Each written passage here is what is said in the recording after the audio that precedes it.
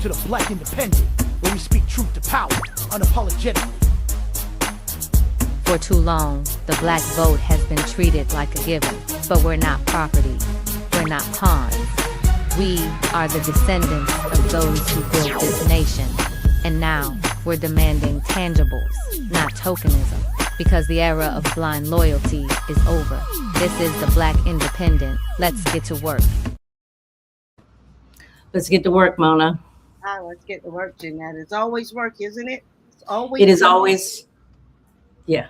It's always work. And to the audience, we are episode 101. Yeah, I like that. I do too. And we've gone from 2 episodes per week.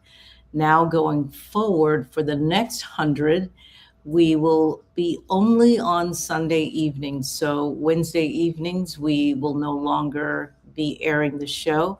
I'm back in school, so I will be busy on Wednesday nights. And so Mona and I agreed that we would go to once a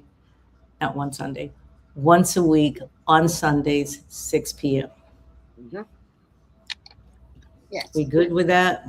We're good with that. It's oh my God, it's a lot of work. It's a lot of research. It's a lot. I know I can't tell you. We go back and forth and back and forth and back and forth. So yes, until we absolutely we try our darnest to make sure everything is accurate, updated, verified. So yeah, it's a lot of work, and we got a good show planned today. And like always, we might not always, but every now and then a curveball comes along that we have to take care of. So Jeanette, we're gonna take care of. Go ahead. We're gonna take care of that before we even start. You gonna do it? Yes, the curveball. The curveball. Girl, did you hear Alexander Vindman's wife comment about his opponent? Absolutely. I got home Friday. So sometimes when I'm at work, in between customers, I could get on Facebook. Mm-hmm. But I didn't do it Friday, right? So when I got home Friday night and I was having dinner, and so I'm sitting at the table and I go on Facebook, and my Facebook page was just with all this stuff about this woman. And I was like, what? And so I kept reading it, and I'm like, okay, because I've never really seen his wife or knew her name or anything like that. I just I didn't know of her.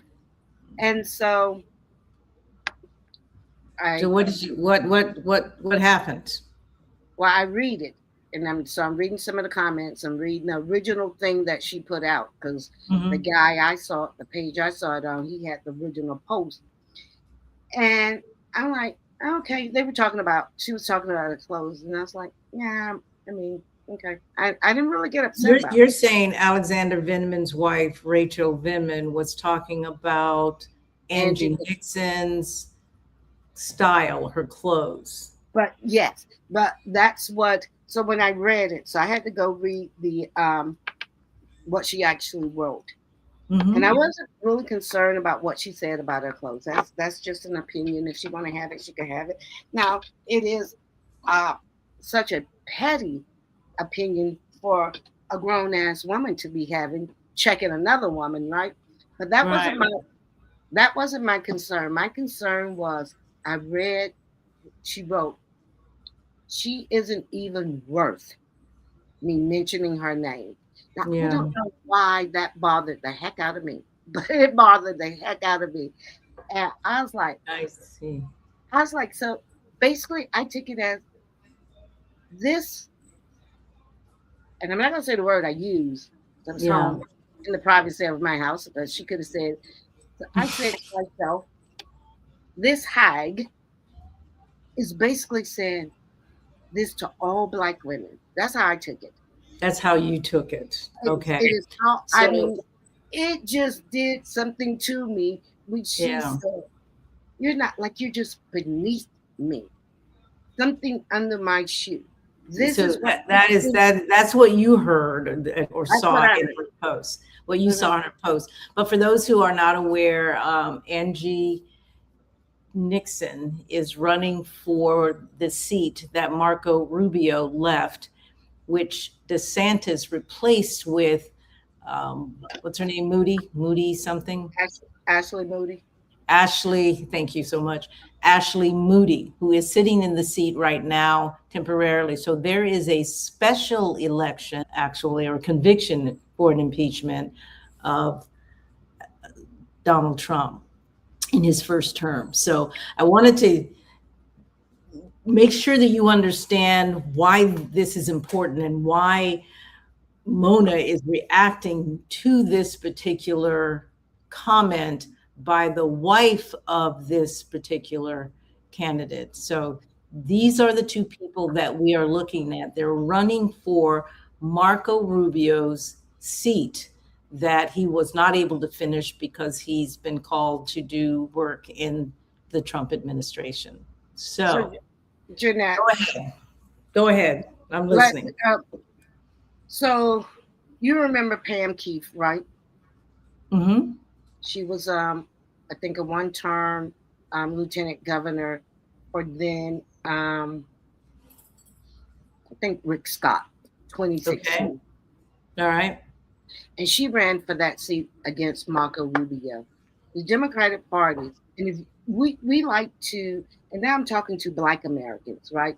Because we like the phrase when someone show you who they are the first time, believe them, from Maya Angelou. We like that phrase, don't we? Love the phrase. We like throwing it out, and I'm more of a little true person. So if we like it, we say it, then we got to goddamn it mean it, because Got to. they showed us back then, and because I couldn't even remember who she was running against, and I did some research, and it was this guy. Where is it? What was his name? Patrick Murphy. That nobody, Okay. but he comes from a well-to-do construction family. He had money, but here's um, Pam Keith. She was a Navy JAG officer. First, she was the first to enter the race, but the Mm-hmm. Democratic Party got behind this guy who was Mm-hmm. a Republican, and he changed and went back to be a Democrat. Then I remember something going on with his resume. You know, he padded it. He lied. They don't want Right. to. They don't want to say he lied, but he lied. He lied Mm-hmm. on it, and Mm-hmm. the Republicans called him out on it. Mm-hmm. 33 years old, and they wanted to get behind him, and they lost. And they lost. And they lost. Yeah. And we're in this situation. So why do we African Americans keep allowing these people to make these decisions and we follow them? We follow them, and they keep moving toward the moderates. They are, and the record is showing that we are losing with moderate Democrat candidates. Absolutely. Yep. Absolutely. That nobody knows, that nobody is excited about. Um, it is the same thing with Andrew Gillum. And what I'm noticing, if it's a black person, then Oh, you're not, you had Andrew Gillum, what you say? we have Pam Keith, and um, Angie. and now Angie Nixon, Yep. who we know is qualified, who we know Pam was qualified. You think Patrick Murphy was qualified? I don't know, but I think what Rachel Vinman said had nothing to do with Angie Nixon's clothes. What No, of she course was not. really saying is, look at her, get this, look at this Black woman. And Douglas. she felt comfortable saying that publicly because our own community has been handing this family a pass since Alexander Vindman announced. Yes. Black newspapers are endorsing him. The Black Caucus is falling in line because they've refused to endorse anyone in this race. And Black faith leaders are blessing him. Every cosign told Rachel Vindman she doesn't have to respect us to get our vote. That post is the result of that. Yes. You gave her that entitlement. Yes. That's how I see it. Absolutely. And the part where when I read, and she said, when I said, she didn't say Angie Nixon's name. She said she wasn't worth it. Not worth naming. Not worth naming. Not worth acknowledging. Felt like a hit to Black women to me. Yeah, not worth the energy it takes to even type the woman name.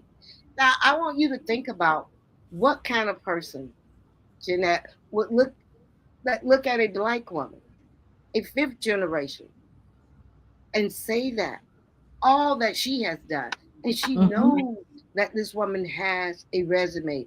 She knows that her husband has done not but one thing. And I'm not giving him a pass for it, but that's his goddamn job. Okay. And you only do it because that's your whole own country. Yeah. So you don't get a pass for that. He doesn't, but you know, I found on TikTok a young woman who was as flabbergasted as you are as to why more people are not focusing on Angie and her record. So I'm going to running for U.S. Senate here in the state of Florida, and she's the progressive candidate we have been begging for, which is why I don't understand why more people don't know about her and all the things she's done. Because she's not just a community leader or a union organizer. She's been a state representative here in Florida for years now. And in her time as state lawmaker, she's either sponsored or co-sponsored legislation to expand affordable housing, healthcare, childcare, public education, criminal justice reform. She had proposed creating a Department of Labor to expand workers' rights. She's pushed heavily to expand tenants' rights. Like, you can go to the Florida State House of Representatives website and look through the plethora of legislation she has proposed over the years.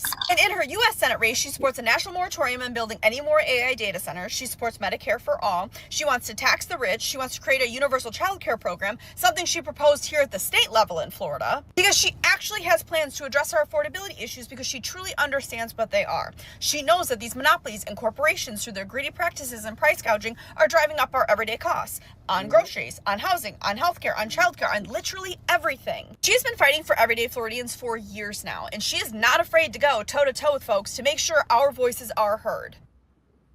That's the Angie Nixon. So I know who she is. You know who she is. But so do other people. They know who she is. They know what her record is.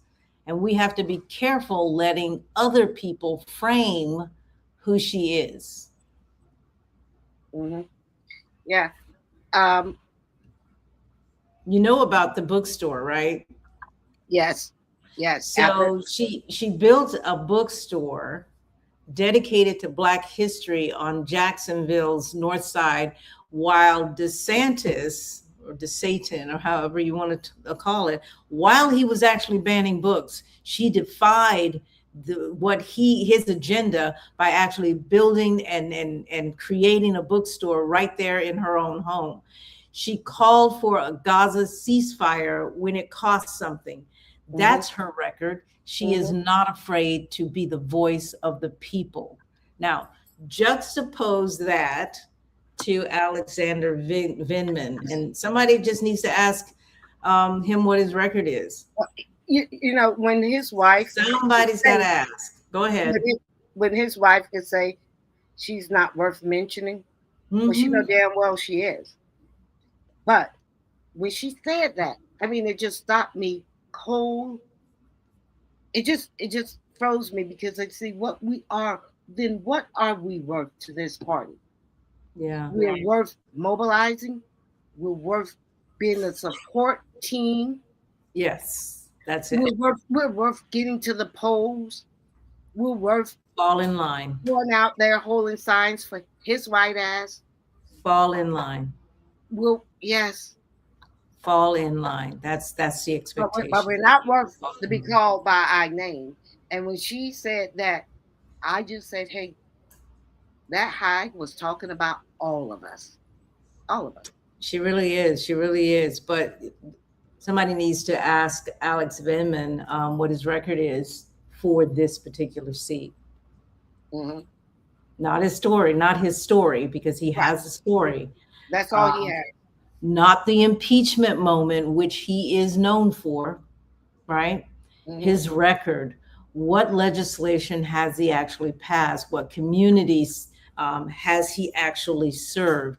What district has he represented? What has he actually done for Black people, for people in the state of Florida? Can you answer that? This is Alexander Vindman. This is who the lady in the pink coat is challenging. Both are challenging each other for that seat that Marco Rubio vacated. And you, the voters, you need to know that she has a history in the House of Representatives, because she's been passing legislation for the last 4 years. Mm-hmm. Right? And which is her record. But I just want to say one more thing. Here's what I think we need to understand tonight, right? That woman's husband is asking for our votes. And she just told us exactly what that family think of Black women. That's it. That's it. You're what not, do we do with that? You're not what worth, do what do we do? Mention, you're not worth. We're not worth mentioning. Yeah. Just fall in line. So folks, Alexander Vindman wants to be a hero, right? Then fine. Tell me what he's done for Black Florida. He needs to tell us that. Tell me what his wife thinks of Black women. Mona just made it clear that she kind of thinks we're not even worth mentioning our names, because she showed it to us. And the answer is not enough for our vote. And we have to begin standing on principle, but also standing on business. Just because the Democrat Party says, vote over here instead of here, go toward the moderate rather than the person that truly speaks to the issues of the people. It's time for us to start reconsidering that. Other cities, other states are doing that reconsideration of going against what the establishment is saying. I think it's time for us to really let's look at the woman in the pink coat. I'm telling you, if that's how you want to say, let's look at Angie Nixon. She is traveling the entire state. You will have an opportunity, if you haven't already, to meet her. Reach out and find out who she is, because she is the voice of the people, not just Black people, the people. And I want to make one more statement to our community. I don't have an issue with how the Florida senator endorsed, and they did endorse the other guy. But we have to tell our parents, because I know when we was growing up, we was all excited, 18, going to the polls. We used to cut out the slate out the Florida senator, take it and vote. And you could still go by their recommendations, but we have to tell our parents, you cannot vote for that man. We have to tell our parents that. We have to tell our children that. Whoever we know who, and really, we're going to write something to the Florida Senate, because they need to rescind that endorsement. They have to do that on behalf of his community. Yeah. I'm not sure. Lynette says that was so disrespectful. Definitely a character flaw that shows who they are and how and who they will represent. Excellent point. Oops. She says we're chattel slaves again. Didn't I just say that? Yeah, I was like, Didn't I just say she these went right MFs for are the like jugular. slavery? I just said that. But the thing is, we cannot let them send us backwards. We It's not have to them. It's not recognize them. what it It's is. not them. It is us. Ooh, It is not them. okay. Because they can't do it. They use us. They're using us now. We're doing it. Yeah, yeah. Last comment. This is Les Miller and Kathy Castro all over again. And they have an issue with DEI. We are far more qualified than they are. And I and could you not think have we're said that fighting. better. We think we're fighting the Republican Party, but hell, we're fighting inside the House. And this is why I why I kind of pulled away. No, I'm tired of being used. I'm tired of being just um, a support person. No. Yeah. Mm. So, and it was a white lady on one of the Facebook posts. I think I made a comment on somebody's thing, and I said I would never ever, and I mean this, because I believe when they show you who they are, Mm-hmm. we have to believe them. And the only way we're going to believe, make them believe, and make them understand we see you and you can't Yeah. disrespect us by Yeah. not supporting her husband. So I said I would never ever vote for him. And that I mean, because what they do know is they're going to say, okay, if he get the nomination, you Negroes will fall in line. And we have to say, no, we won't. Just like white moderates did not fall in line under Andrew Gillum, did not pick the best candidate with Pam Keefe. Why should we continue to fall in line? It's 2 years. You could deal with this, whatever we're dealing with, for 2 more years. We could deal Yeah. with it. And Yeah. maybe the Democratic Party will come to their senses and understand that we're not to be used. Yeah.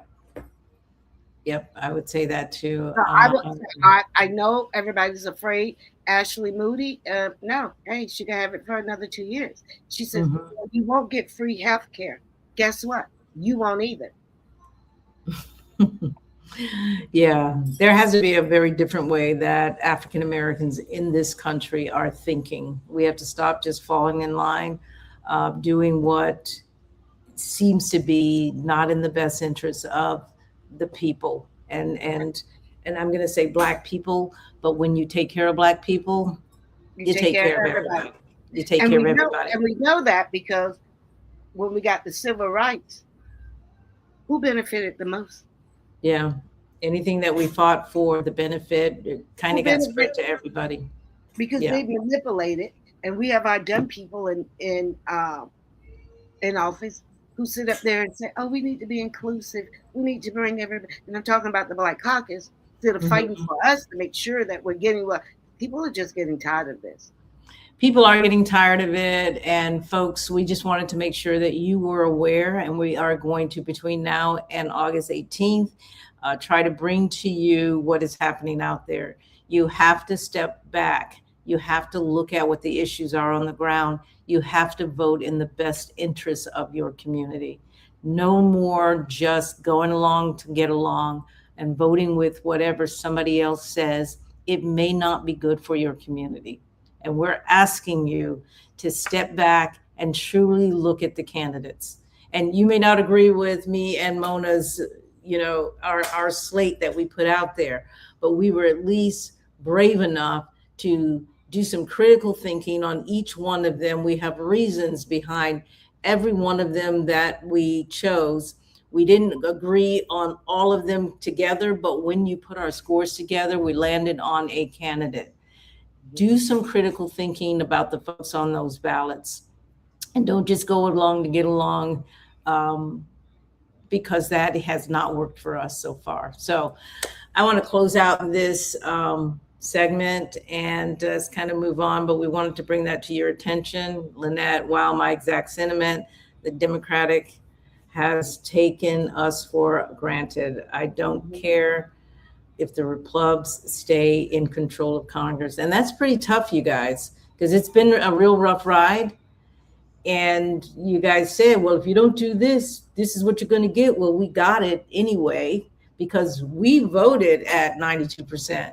You didn't. So we Right. got it anyway. So it Right. kind of, that argument sort of flies out of the window because the problem isn't us. The problem is you. You. That's Absolutely. it.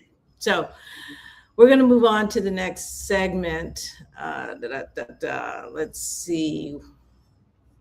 That's, yeah, let's try to put some of the candidates out there, Mona, that we have said we need to uplift and find the issues and bring them out so that people begin thinking about these candidates in a much more critical way.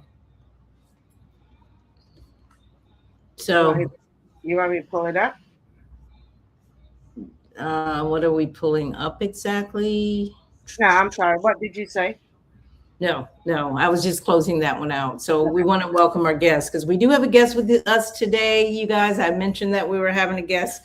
I just did not mention who, but let's go ahead and welcome our guest. You want to welcome her on? Yeah.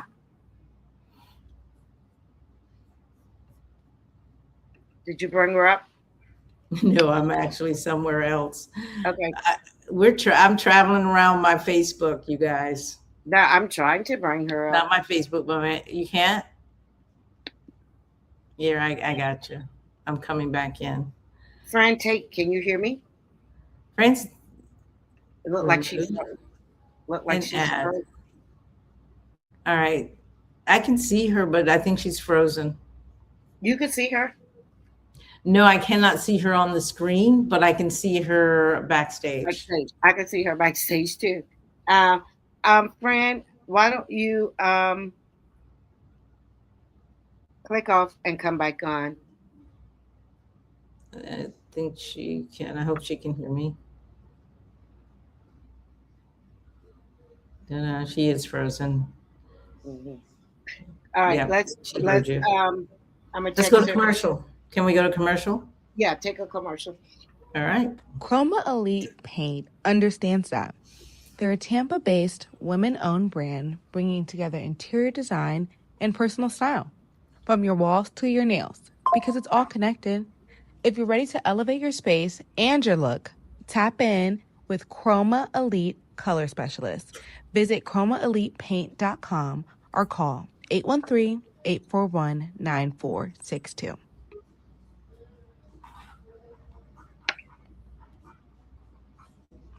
Okay, I think she's still trying to get back in. I don't see her yet, but Lynette asked, where can we find the Wabi political slate? And you have been managing that so well.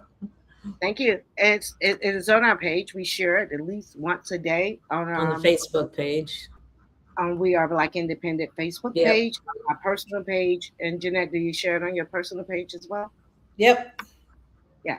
So it's been all over. She's been out the country, so she's just getting back in. Welcome back. Where did she go? To Greece? Was it? Yeah. You've been really traveling a lot, Lynette. From I forget where the AXO convention was, but I know you were there and then you came back and then you were gone again. It's kind of like jet setter for sure. Yeah. I'm not sure why, but they will need to connect their mic cam before you can add them. So she is making her way backstage, but guys, we want to talk a little about the Rays stadium, and I thought we should get someone from the community. And Fran is the president of Jackson Heights Neighborhood Association. She knows a little bit. I haven't really been keeping up with it. Just saying what I see on online, Jeanette, and following the chairman, Alan Clendenin page. Whenever he puts something out, I can see it. And I understand his perspective from it. But, minds have always been different. when we started doing the research and what I was finding out. Yeah. And, um, and we just know that these stadium deals do not produce the revenue that they say they do. It just doesn't.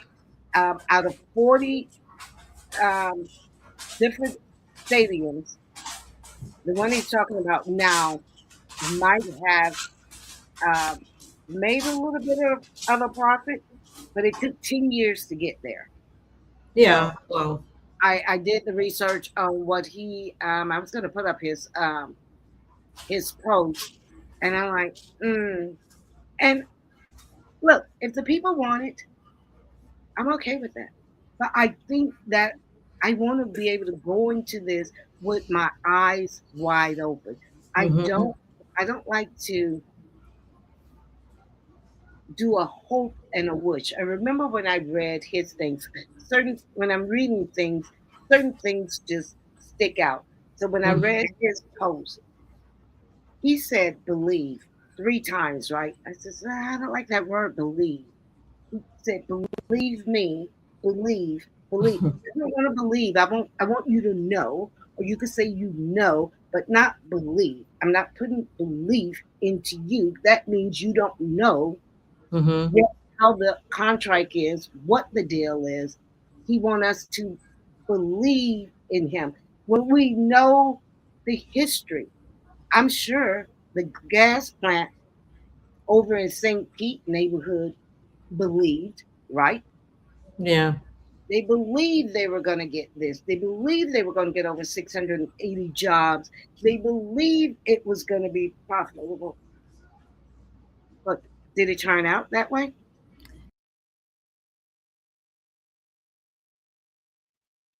Now she's gone. All right. So, guys, I think what I wanted Fran to do was come on and maybe give us some feedback on what is her community saying. Because the, our older people, they tend to believe the chairman. They're not going to ask the right questions. And if it is just something we want, I think we need to vote on it because $1 billion is just hard to do when um, East Tampa, Sulphur Springs, our neighborhoods are not up to par. All of this money, I have a problem with that. So that's where I'm at with that. Jeanette, are you back up?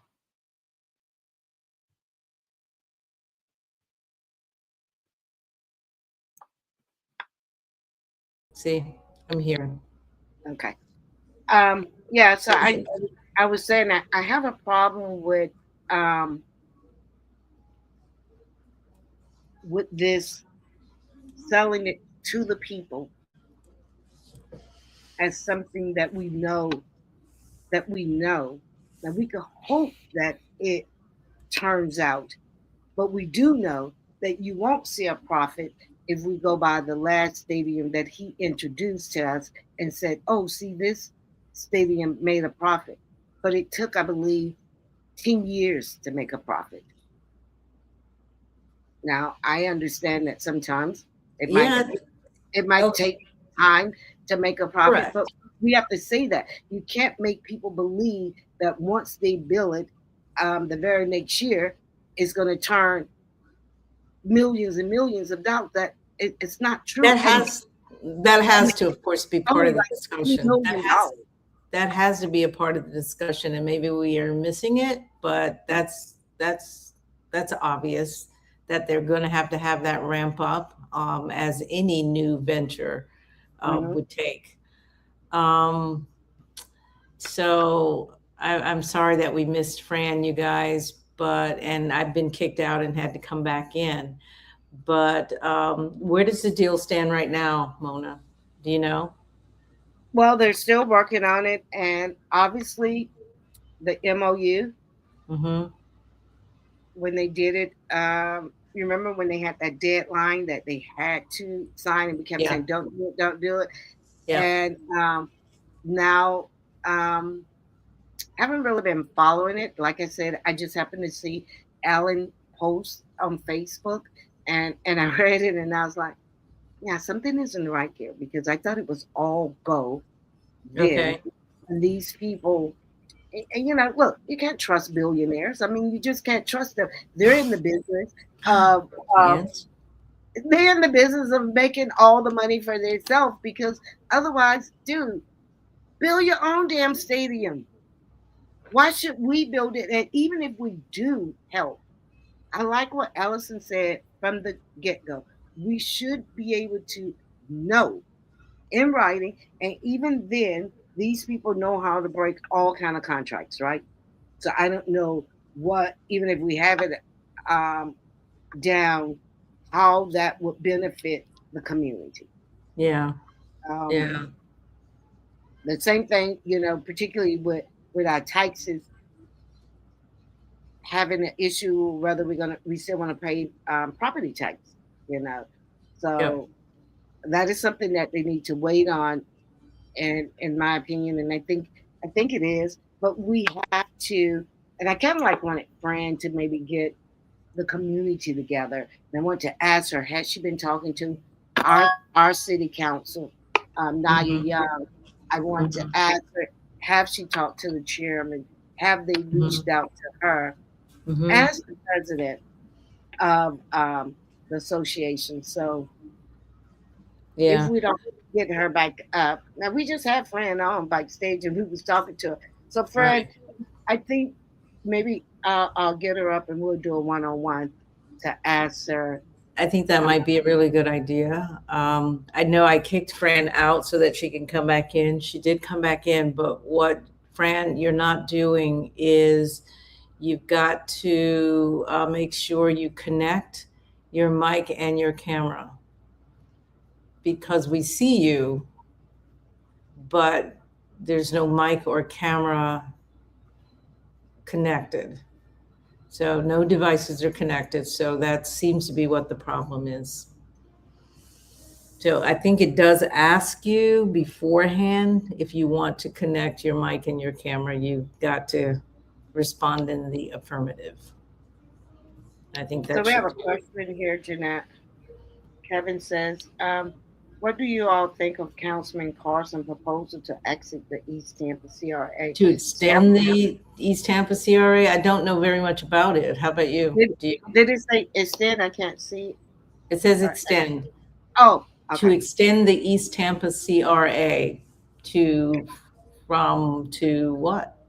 See, I don't know anything about it, Kevin. So Well, so maybe if he's saying extend means to, because it's supposed to sunset in a couple of years, oh, so to make it longer. So I think that's a good thing. But if we could control it, we've had it. I was going to say, but why is it a good thing if the If East we Tampa can't control CRA it has been under controversy for as long as I've known it? for as long as it's been there, right? We're building everything that they want. We're giving all the money to these big developers who comes in, and they are building houses, but they're coming in building these houses for $300,000-400,000, and who is it helping? Not the people we wanted to help. All right, so extending the CRA would be good because It would be good because it is supposed to help the community, the people look who who's live there. here. All right, friend. Oh my God, I'm gonna give you some applause because, woo! Fran, it's so good to see you. Can you hear us? She's waving. Very well. I had to go to this teeny tiny cell phone and I hate it. All But right, I'm well, here. come So, closer. Pull it closer to you so so we can see you. yeah, so one of the things you can do is rather than, That's perfect. no, I think it's perfect. Yeah, I'm Yeah, going to it's leave it good. alone. You It's are perfect. perfect. You are here. So thank you so much for trying to troubleshoot that. So this Yes. other Thank thing is you. I'm gonna remove the other. You're in twice, but one time. Yeah. Well, Actually, I'm going to leave it alone just in case. Just in Just in case, case. please don't touch anything. So, Mona, I'm going to let you just sort of quickly bring her up to speed on what it is and any questions that you do have. But also, I would like her thoughts on Kevin Beckham's question. Okay. Well, we said we wasn't going to talk to Fran about the CRA. Fran is here as the That's president. fine. That's fine. I love to answer his question. You can answer his question? I Okay. love to. Did you see the question? I heard him. I think he texted in the question about Bill Carlson's Proposal to extend to the East extend. Tampa. Yeah, the East Tampa CRA. I don't know Absolutely. anything about it. Absolutely. Absolutely. I am Fran Tate. I am the founder and president of the Jackson Heights Neighborhood Association. And then approximately 4 years ago, I was appointed to the East Tampa Community Redevelopment area. I sit on the committee, the advisory committee, and it is imperative. Please, everybody, hear me. It's imperative that we are extended. We're due to sunset in approximately 8 years. We have projects that we have not been able to move at all. I served as chair when I was first appointed, 2 years, 2022, 2023. There were two chairs even before me. So that's another 4 years. We have not been able to move anything forward in East Tampa. And I say that with all of my heart. It's by design.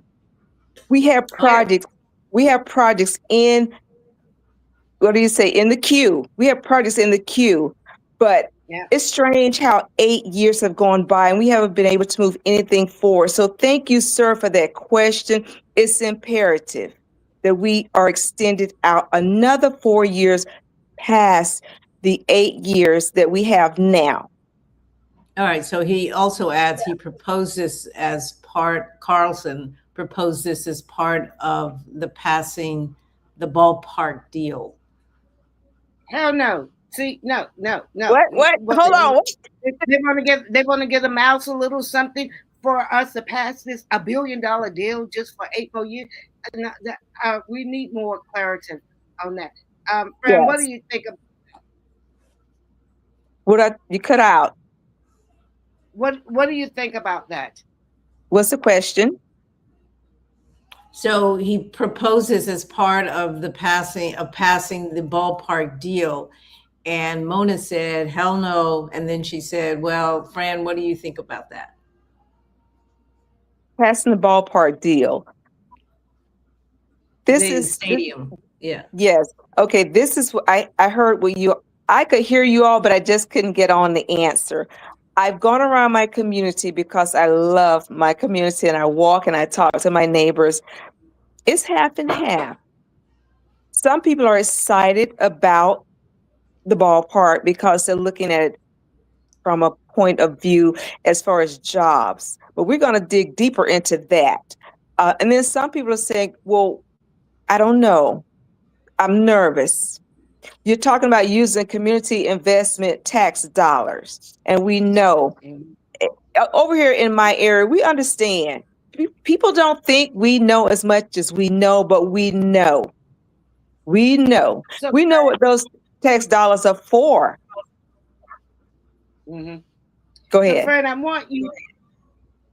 Let me see. I don't want to say I want you to understand. I should say, do you know? Have you done this and got this on this job? Because all I do is just believe whatever they say, right?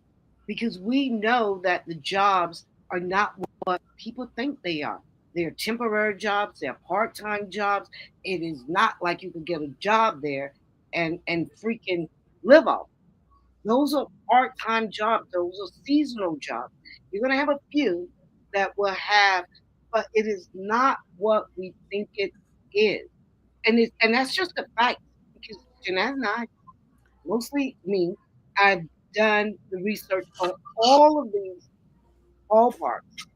Battery Hills in Atlanta, the one in somewhere else. I've done these things, and everything is saying it is not what they say it is. Now, if you just say, "Hey, I love baseball, and I just want to hear because I want to be in a city that have 3 stadiums," then okay. But we cannot vote for something under a false flag because that is what it is. And you're correct. We don't want the peanuts, popcorn, cold beer jobs. Yes, that's We, what we're, you're going to get. we're not looking for those. We're looking for those that have gone to school and be it college, university, be it junior college, who have backgrounds and degrees in the office Well, portion. The business, how many jobs you think that's going to create? Even if it, you it, could get that, let's say they have 30 office jobs, 30. right. Well, how many Negroes you think they're going to put in there? You ain't going to Well, take that's 30. You're going to get two. Well, that's why we're looking at this community benefits agreement. We want to sit at the table. We don't want, it's like Councilman Carlson was extremely upset when there was a meeting between Mayor Castor, the owner, Mr. Is it Pabby? Hmm. And a couple of councilmen, namely my friend, Councilman Clendenin. There was a meeting that took place, and other council members were not invited to that meeting. And I can understand. He was upset about that, and I can understand why they voted on some instances the way they did, because they're saying we want to all be at the table. And that's what we're seeing in the community. We want to be at the table for this That's community benefits exactly it. agreement. We want to be there. We want a voice in that room. So I was asking before you came on, as the president of the Jackson Heights Neighborhood Association, so you're literally our spokesperson. Have you had a meeting with them? And then you come back and tell us because you somebody from our community who we respect, who we trust, not somebody we Thank can you. have somebody that they give us and say this person is going to come back and give the information. No. Have Naya reached out to you? Have Ellen reached out to you? Or Bill Carson reached out to you to give you an update on what's going on? Because what I'm just getting off Ellen's page. You know, anytime I do try to text them, email them, they don't even respond. So I'm left to speculate. So what information do you have? And then you need to get the information and then call a community meeting to give us the information. And I would love to do that. I'm anxious to do that. I have not been contacted at all concerning any of this. I'm reading what you guys are reading. Um, I put some of the information on my Facebook page for others to read it also, because this is very, very important. But to answer your question, no, they have not reached out to me, and they know how active Jackson Heights is in the Absolutely. community. And Right. I'm just waiting. I'm patiently waiting for, I haven't even gotten a meeting with my own councilwoman, Well, see, that's the Councilwoman problem. Young. That's a problem. And this is how we have to stop. It's the same way why this woman can say what she says, and the people think that we're not even worth naming. So we have to So say yeah, that we demand a meeting. You got to say, we demand a meeting. He comes to the community, Naya, Allen, and Bill if he wants. But those two represent us, and maybe Lynn Hertak, who I will probably respect more and believe. So, and she's at large. So those 3 people need to come and give us an update on what's going on. I will be more than happy to reach out to all three of them. It's funny how the Rays sent representatives over to East Tampa before they even went over to Drew Park. I mean, you're building over there, you're going to ask of their CRA dollars, but you came to East Tampa. Mm-hmm. And they came in through our former economic development city council city individual, and that was Nicole. What was her last name? Oh my gosh, Pain. Travis. Pain. Oh, Nicole Travis. Travis. They Okay. they they brought her in, and they brought a few others in, and we listened very patiently, but I think they should have started over in Drew Park because the chair of that CRA was extremely offended that they never, you didn't come and ask us anything. You didn't say anything to us. I mean, what's going on? So they did come out to East Tampa They- and ask and yes, talk. And yes, they you came to said, the skill center. okay.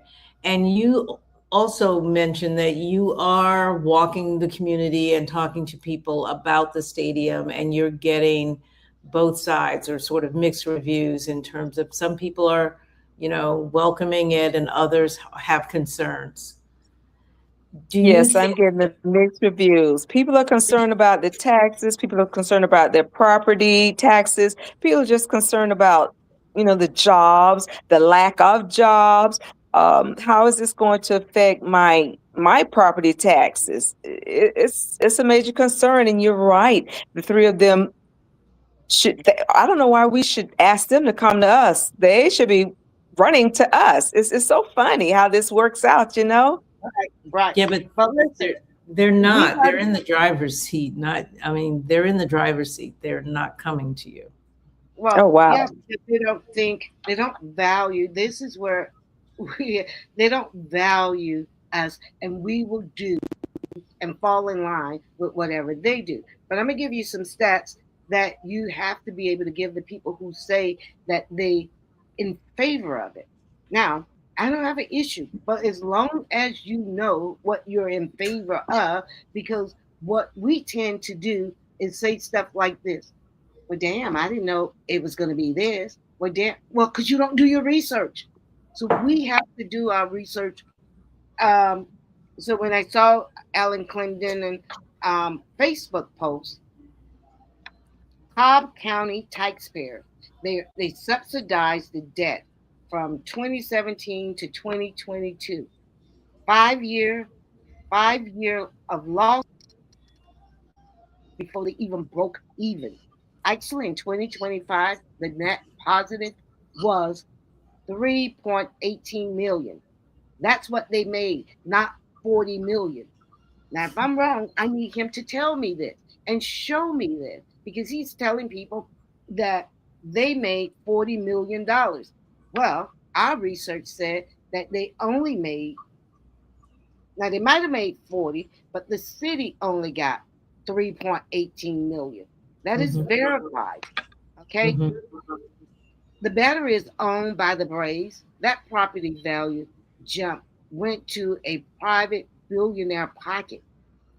It goes to them. They're the one benefit. And look, they have every right to benefit, just not off our small stuff when our neighborhoods look the way they look. And so when Exactly. Drew says he's going to have to be able to tell us what is the benefit of us trading a yes to get 8 more years of that CRA when we don't have control over it. Because, like you said, how many projects are sitting in the crew? I even have a project that's been bike log for almost 2 or 3 years. Yes, you do. Wow. So Yes, you do. yeah, so we know this, and I believe what he's doing is cherry picking the one arguable successful, because it is one that was successful, but he's ignoring all the other ones. You got um, Cincinnati, Miami, all of those CBA are failures. And that is the fight. So, So the question I guess I have is who's negotiating on behalf of the people in Drew Park, in East Tampa? And are we negotiating, or are we just going along to get along? Are we asking the hard questions, and are we looking for what benefits will the people actually have, other than those jobs that will likely be the lower tier jobs rather than the upper management jobs? How do the residents of Tampa fare in this deal? What's the return on investment? You know, Right. This is an Allison point. What is the ROI for the city of Tampa or for the county if we are going to invest, or as we invest, because I do believe this is going forward, as we invest the significant amount of dollars? And to Mona's point in terms of how quickly do we see that ROI, it's going to be a while, because that's a lot of money and a lot of moving pieces. And yes, you don't see it immediately, but at some point, and sometimes not at all, but at some point we should. The community benefit agreement, will it deliver? And they like to always tell us we have to go by history. So I would say history says no, it would not. And I am only going by one that's what, 30 miles from where we at, Mhm. gas plant, Yankee Stadium. It Yeah. did not deliver. Yeah. And they want to walk away. They should stay there. And the property tax, the pressure on long-term homeowners, it is going to be a ripple effect. And they know that. Yeah, they do. So, friend, what say you, and what should we do? We got to have a spokesperson. You're so right on. You're spot on about Well, that. you're the spokesperson. I don't want it to all fall on me. I like to travel. I love traveling with a team of people, just like with the pick a team, But you are the exactly. president. I don't know of any other neighborhood association as strong as Jackson Heights. I don't care. Pick a team. But You're right. We need to know, and we need to know now. We got to stop being ignored, and we have to demand a meeting, and have it at Fair Oaks. All the money we pay there, a Hannah Center. I don't know, somewhere big enough where you could have the community come out, and you just need to set this up. Okay, no problem. I'll call around to people, trusted individuals, people that really understand the meat and potatoes of, like you always say, meat and potatoes. People that really understand the meat and potatoes of it, and formulate a team to represent the community. Because I feel a screw over coming on. I really feel it. I'm trying to use correct. Make sure you get somebody that's not going to screw us over or sell us out. I am sick of this selling us to the highest bidder, and it benefits nobody. And we see this. You're right. You're so right. I have a few people that I really trust in mind, and I'll have a conversation with them. Some people just don't like to put themselves out there like that, but I don't know. I've been out there quite a while, and I can deal with the blows. I can deal with it. So if you're able to pull anything together, certainly invite us. We would love to attend the meeting. Absolutely. That talks about the community benefit agreement. I think that's really going to be really important as this train moves down the track. Yes. There needs to be some voices in there for the people. Most definitely. Yep. And then we need to stop being so anxious for jobs. And I'm telling everybody, like, you guys are also in agreement with me. They're talking about them peanut, popcorn, and cold beer jobs. Exactly. Like you said, seasonal jobs. Parking lot attendants. Parking. What are we doing here? Are you cleaning up? Yeah. And restrooms. Keep the restrooms clean. Keep the grounds picked up, all that stuff. Yes. And what kind of major contracts are there? And do we have people that can take major contracts? Awesome. Absolutely. You Whether guys are that's spot just, on. Maybe you guys need to be the spokespeople or representatives. You're spot no, on about it. we're here to support you Thank and you. those I that will appreciate it. stand up to ensure that in this new iteration of America, I like to say that Black Mhm. people are taking a position that's off the bottom. It's time for Mhm. us to be negotiating rather than just taking it. Exactly. Rather than Yeah. just checking the box and leaning on, you know, well, cousin down the street said vote for this person. Guy that washes my car said vote for that person. You're right. It's so time out for that. It is Yep. so Yes. time out for it. It is. It does not take long to do research. I mean, you get to the internet, click on it, and just start, type their Well, name in.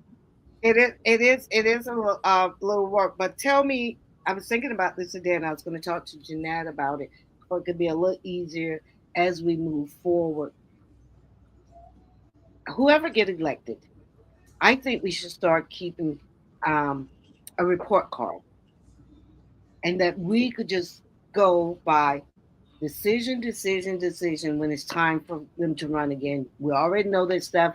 We can run it through our apps, and it doesn't take in as long as it took us this time, Jeanette. We need to just start grading them quarterly. I don't Mhm. know, or every 6 months, and letting them know, um, and keeping up with what's coming down the pipeline, being ahead of it, and letting them know how we feel, this community feels about the way that they potentially will support a bill.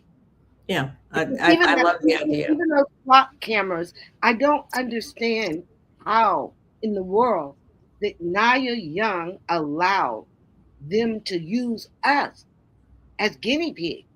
Did you know, friend, that those flock cameras went nowhere but East Tampa and West Tampa in the beginning? What the fuck? I Yes. mean, are you serious? And not only her, but the two at large. Lynn got an You're answer to breaking that. up really bad. She is. Lynn We're got gonna an do answer. we're gonna do a flock camera session segment at some point. So Mhm. let's not go Okay. down that. And I Yeah, love let's your not idea, Mona. rabbit I love hole. your idea about a scorecard that we maybe put out quarterly so Mhm. that we can get the community to begin thinking critically about not just voting for people and disappearing, but voting for people and tracking what they do, the kind of decisions they're making. That is going to take some work, but yes, we And could do holding them accountable for what they say they're going to go and do. right. Because they all say this, Yep. but they just don't do it because nobody Yeah, follow up. we could do that, but we're running out of time. So, Fran, I Friend, want to give thank, us, yeah. give us closing, and what do you think? What do we need to do? What do you need the community to do? Well, I need the community to first of all register to vote. Hmm. And when they register, I need them to vote. I mean, I'm out here knocking on doors. We're doing in excess of 100 doors every weekend. Some teams of us, and it's so shocking the number of people that are not voting anymore. I mean, any age, pick an age, Yeah, pick a group. They're not yeah. voting anymore. Okay, so registering to vote is definitely one, and then voting. Yeah, and then when you do that, start attending these forums. If you can't attend the forum, I think they're live. I think Mhm. they're aren't they videoed or something like that? Start Yes. going back through the videos or have your family, whoever has internet, have them to go through the videos and just we got to start doing our research. Just look at what these candidates are saying. Yeah. We can do that and stay focused. We gotta stay in tuned and we gotta stay focused. We really do. And I think that's all I wanted to say. Okay. Um, I think that there's no there's no not knowing that I am running for office. Most Yes. people in this city are very aware of that. As a matter of fact, I was at one of the book bag giveaways today that we always support, will have done for the last 4 years, my neighborhood association and I had a council member walk up to me and go, "Oh, how's the campaign going?" And I'm like, "Whoa!" So people are following me, and I'm appreciative for that. I'm running That, for City Council District 5. And you can actually check me out on Facebook. I'm on all the social media platforms. I'm still trying to place more content on each of the platforms. So follow me, check me out, drop questions or drop concerns, into the different social medias. I'll get back to you, or I'll just ignore you if you're cursing me out. I'm gonna ignore you. well, Yes, I want to. I see no reason why anyone would curse you out, friend. But we will link all You'd be that, and surprised. we will certainly link all that, and we wish you well. We thank you, and we will have Thank once you get you. everything together, let us know, and we'll have you back and see what we could do moving forward that I we can be sure a will, part but of the situation. absolutely, I got my assignment from you guys, so yeah, I'm working on that.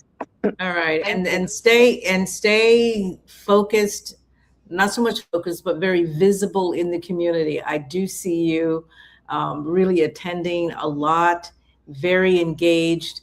Mhm. You've been a steady, I don't know, leader in the community, and I want people to know that Fran did run in the, I guess, special election couple, little Yes, less than a couple years, 15 months ago, I would say. She Yeah. is, and she stayed yes. in the community working, But stayed Jeanette, in the community working.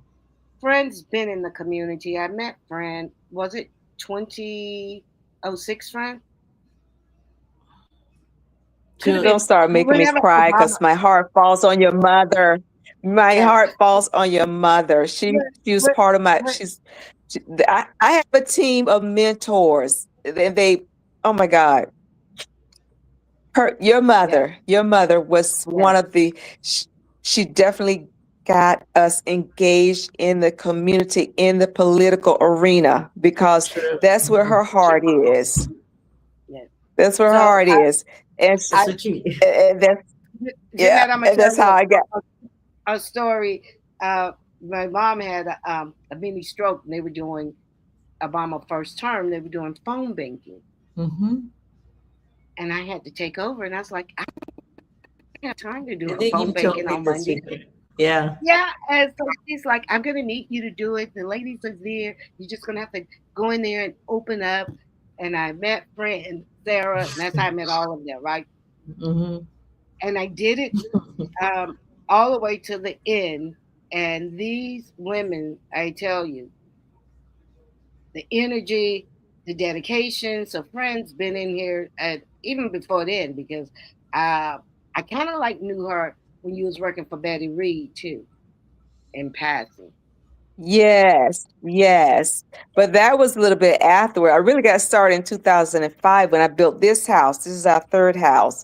And I got Mhm. started in the crime watch. And like I said, all the mentees, all the mentors I have, they were like, okay, baby, you're new in here. Now we're gonna tell you how to get this started. You do this, you do that. And I would attend their meetings, go up in the hair salon, your mom hair salon. I asked them hard questions.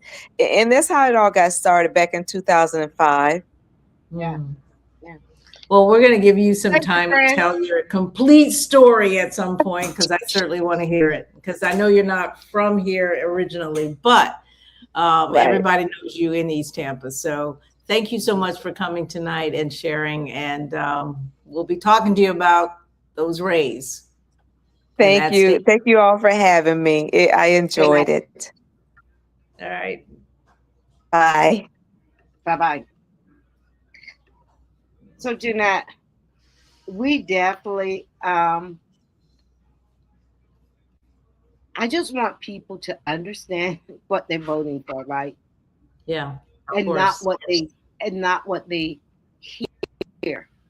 Yeah. And with us, they so willing. Our people are so willing to listen to the oppressor. Mhm. Is us. Like, why would I try to sell you something that's not good for you, or try not to have you buy something that's not good for you? I'm not winning one way or the other, but you rather listen to him, or Ellen said, uh, maybe he don't know, Yeah. and he Well, might just be listening to what they're telling him. Because I would like to believe that he isn't telling us half truths.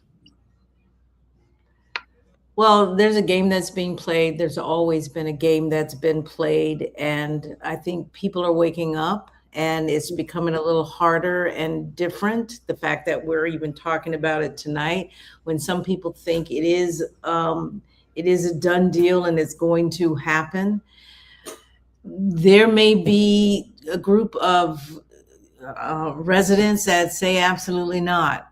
But the key is to critically think, to look at the benefits that it will bring to the community and stand on business. And that's what we haven't done in the past. But I believe that can change, should change, will change. It's definitely going to happen in the political arena. I am And seeing some shifting in the political arena.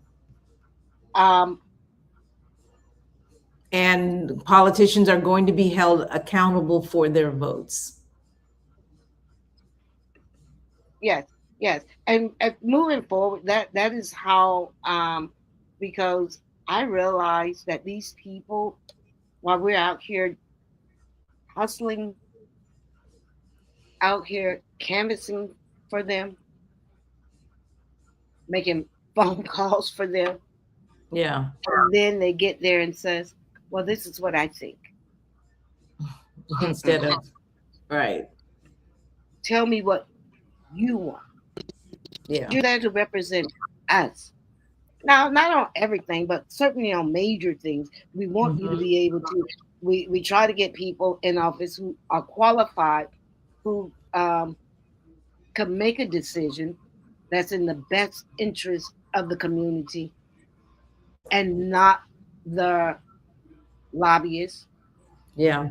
not the billionaires, because this flock thing, it just wasn't in the best interest of our Yeah. community. And I definitely want to spend more time on the flock. Yeah. Yeah. That's good. All right, let's get to our next major thing, because you're killing it on these substacks. Yeah, as I said to somebody the other day, I said, I'm driving along and I'm thinking about everything that's going on, and I'll have an idea. And the beauty is you can just pick up your phone and say, here's what I'm thinking, and just throw it all out there. And Mm-hmm. I just record while I'm driving, and I'm just putting it out there in terms of the the the the, the thinking on any given issue, just Yes, raw me. And yes, then yes. I could go and massage that later, and it's a way that I think more and more people will be writing.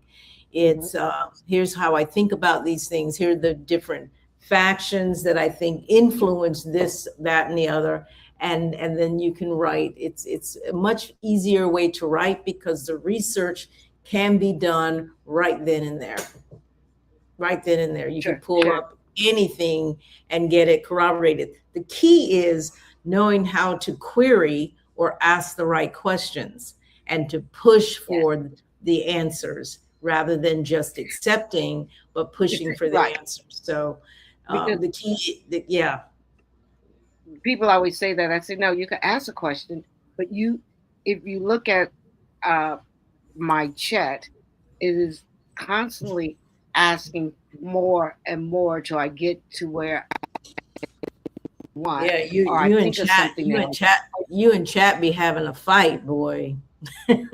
Yes, particularly when chat says, "Oh, I'm sorry, Mona, I can't let you say that." Yeah, you and chat be fighting over there. And So I don't like it, particularly when I hear these people. But we're not going to get off because we're already at 7:15.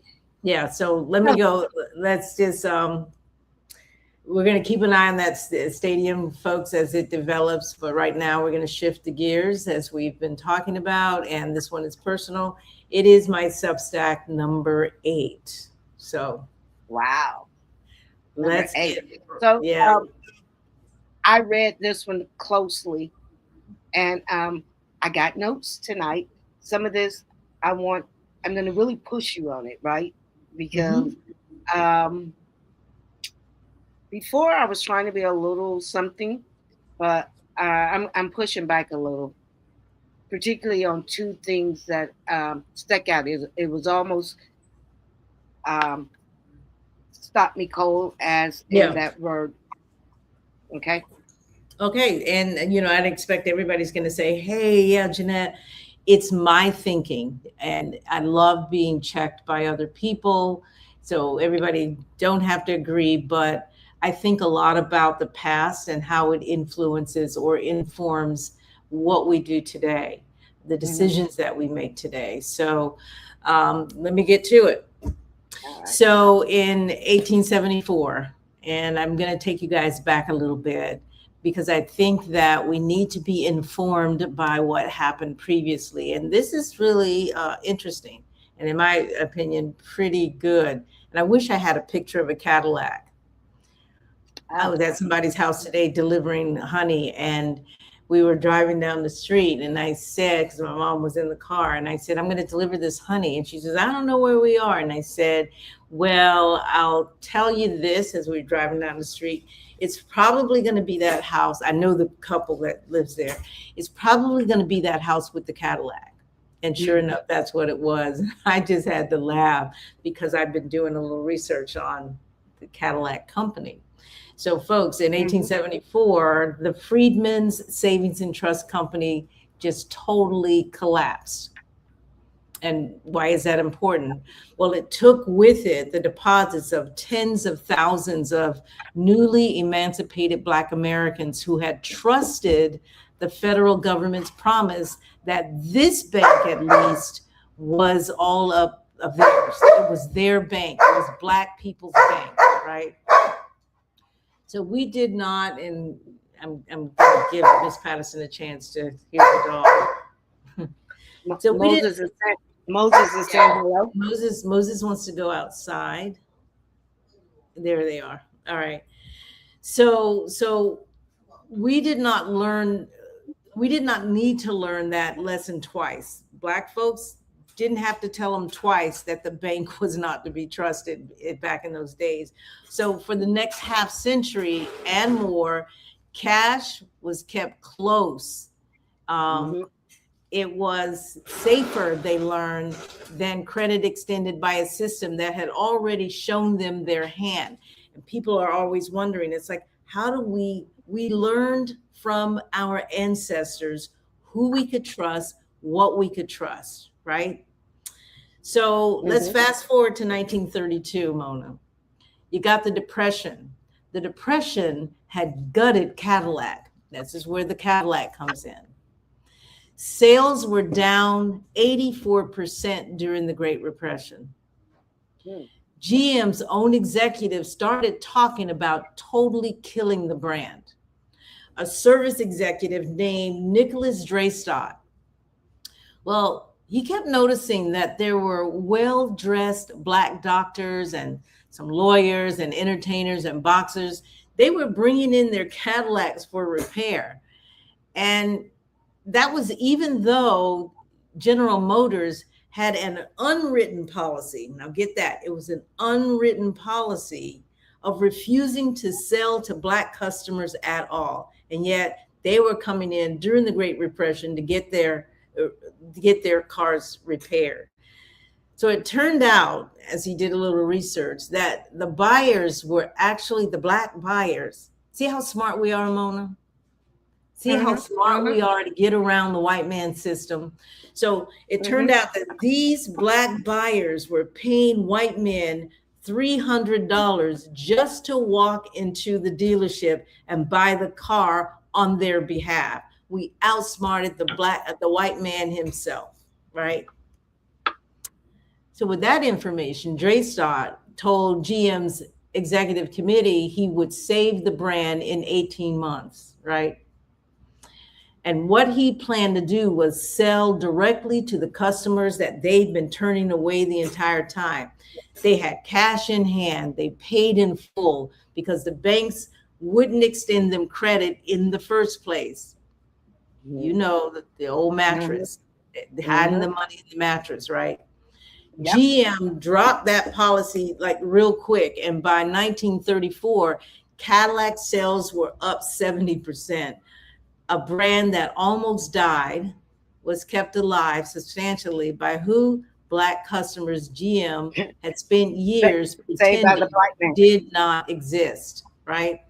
Now, that took us Saved back. by the black man. That took us back to the Freedmen's Bureau. White men were running that, and they misspent their money, and they ended up going bankrupt. And the black man said, wait a minute here. They decided we're not putting our money in their banks, and we're going to save our money. So when the Depression came, white people didn't have any money, but black people had money. You see? And I don't think they mismanaged that money more so than simply stole it. Well, mismanaged, still, whatever it was, they didn't have, they lost tens of thousands of slaves or ex-slaves, freedmen's money. And you didn't have to teach us that lesson twice, our ancestors. Right. So that's not the story. You can go back and look. We did a remember we did an episode on the Freedmen's, and so you could go back, and I keep saying I want to be able to tell them what episode these things were. Yep. I'll remember that in the future to say back in episode whatever. So, but that's not the story about us being spared, that we were spared during the Depression. We were not. Black unemployment ran higher than white unemployment the whole decade. What set those families apart wasn't comfort. It was distrust, earned the hard way and turned into discipline. And this is still true today, folks. And that discipline didn't end in 1934. It just changed shape. So, you know, Mona and I like to say the black vote is not a gift, it's a negotiation. Neither, it turns out, is black endurance. So today, it looks like black joy, right? I'm fast forwarding right to today. And people are pissed about black joy. So staying out of the street isn't disengagement. I'm talking about us right now. It's the same instinct that kept cash out of a failed bank.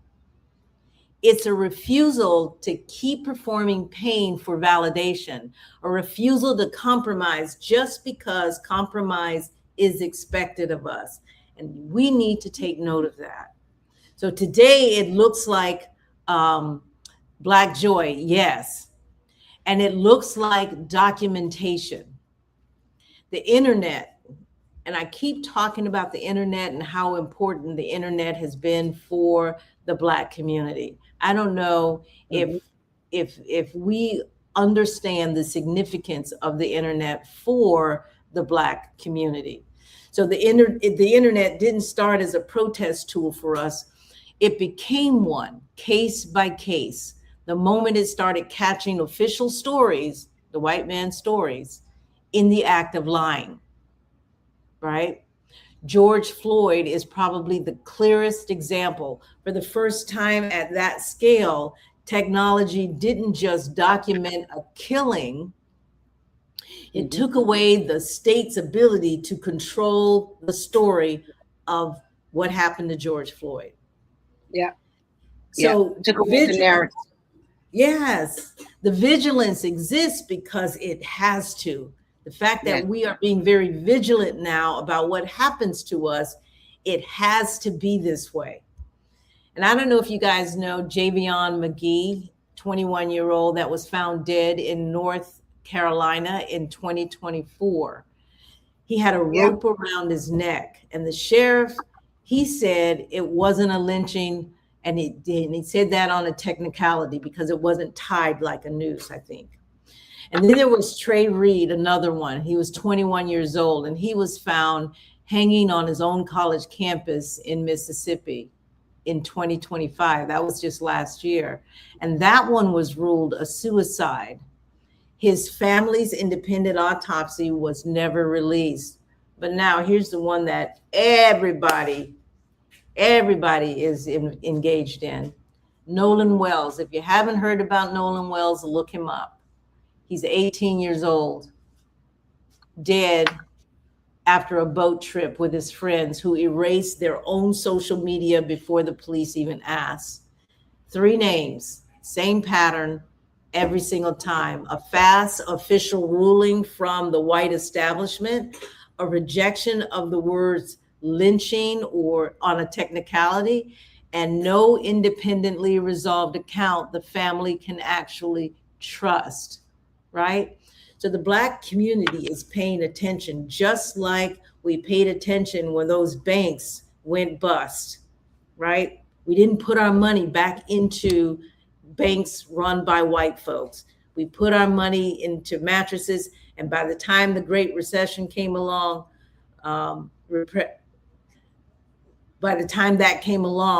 we, in fact, had the money. They did not, right? Not all of us, because it was a tough time for a lot of folks. So now set that next to how this country is handling the Epstein files. Think about that, right? Think about how Black people are attacking the issues around their vulnerable, and now think about how white people are also handling it. So let's talk about how the country, white folks in this country, are handling the Epstein files. January, the DOJ released 3 million pages and withheld 2.5 million more. This was a network of powerful men who spent years in proximity to the trafficking and abuse of mostly white girls and young women. Congressman Ro Khanna read 6 shielded names into the record in February. They were hiding these names, and one of the congressmen stood on the floor and recorded 6 powerful men's name into the record. Most of the actual accountability has happened overseas, as we know, but not here in American courtrooms. Why is that, right? So you got one community that is sprinting toward the truth to protect its most vulnerable. And then you have another that is slow walking the truth to protect its most connected. That's not a gap in ability. Yeah, that's not a gap in ability. That's a gap in who each side has decided back to the worth is worth protecting. So I say in my Substack, dear white America, as fellow Americans, as 2 distinct racial groups, we are not on the same page. Yeah. Wow. Wow.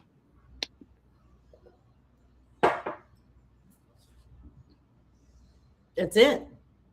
Yeah.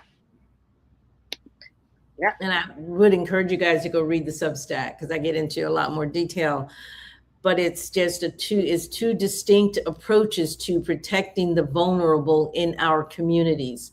We are unleashing young people especially, but we're unleashing folks on the internet. We're not out in the streets marching, but we are on that internet uncovering some pretty remarkable issues where they're trying to cover things up. But Mona, what I'd like to do is do a video. And I know I lost a lot of what I had on the video, but on the Nolan Wells case,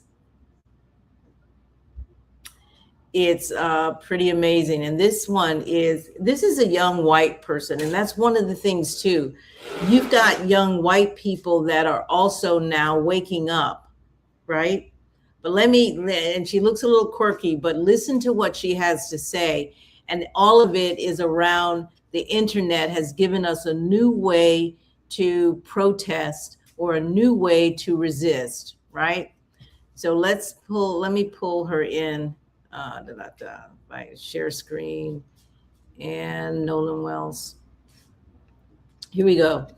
So just hear her out in terms of what she is saying. Young, and this is what I think the white establishment hates, is when their young people go against them and they side with Black America. Here we go. Really need y'all to understand that racism isn't always screaming slurs and killing Black people because you hate them. Often it manifests itself like it does in the Nolan Wells case. Maybe these white people didn't kill him because he is a Black man, but it's not that simple. This entire situation has been a huge cover-up between law enforcement, those white men, and their families. Whether they're willing to admit it or not, these white people saw Nolan Wells as less than them. That is why he did not make it home with his life. That is why there's a huge fucking cover-up going on in law enforcement about his investigation. And that is exactly why every single Black person that has stepped up to talk about this and his family members are getting actively harassed constantly over this. They were entrusted with his safety, and yet they left him there on that island. They didn't call any emergency services for him, and they had all of his belongings, including his phone, didn't send out a single call to Nolan's family, didn't even return his things without them having to go get it themselves using his location services. And then when they get the phone back, there's shit deleted from it, and then there's no answers.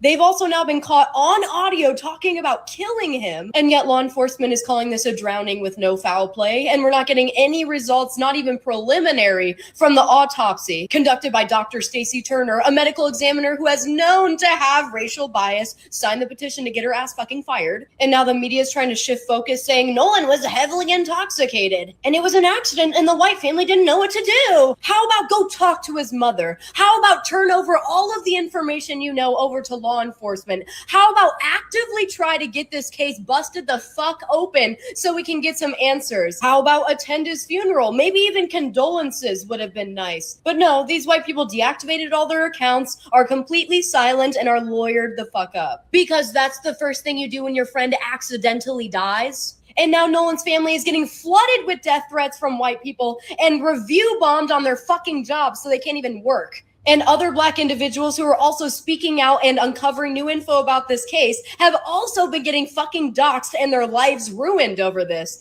You know, it's really weird and super coincidental. I have made multiple videos talking about this case, and yet I have not been doxxed, I have not received death threats, and I have been completely fine. Why is that? Don't pretend like you don't know exactly why that's the fucking case. This is so exactly, Crazy. Jeanette. Two things she said. Mm-hmm. He wasn't worth a phone call. Yep. That word worth again. Yep. And she knows that. And they know that. That's why I say it's a dog whistle. They know this. They all know this. They But now know you've got some that are speaking up. That's the key.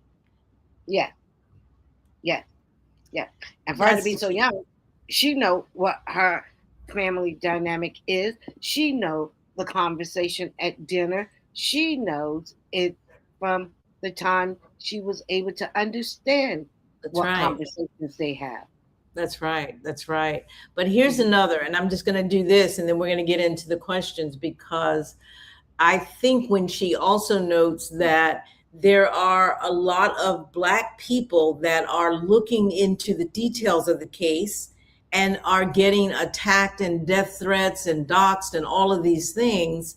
And that's what I want people to pay attention to. And that nothing is happening. Unlike what's going on with the Epstein files, and white people are just allowing it to really fester. Yeah. Black people are digging for the answers, and where white people, where we've typically believed them or allowed them to create the narrative, we are now saying absolutely not. And we're using our own skill sets to uncover the details. So here's one more that I think is something that I think is worth listening to. They underestimated us. They thought a statement of saying no foul play suspected would end this. 4 weeks later, Nolan Xavier Wells is still on our minds, and this community is not moving until we get the truth. This week, audio engineer Janetta Brantley cleaned up the Sea Towel emergency call from the day Nolan disappeared off of Horn Island and let the public hear it for themselves.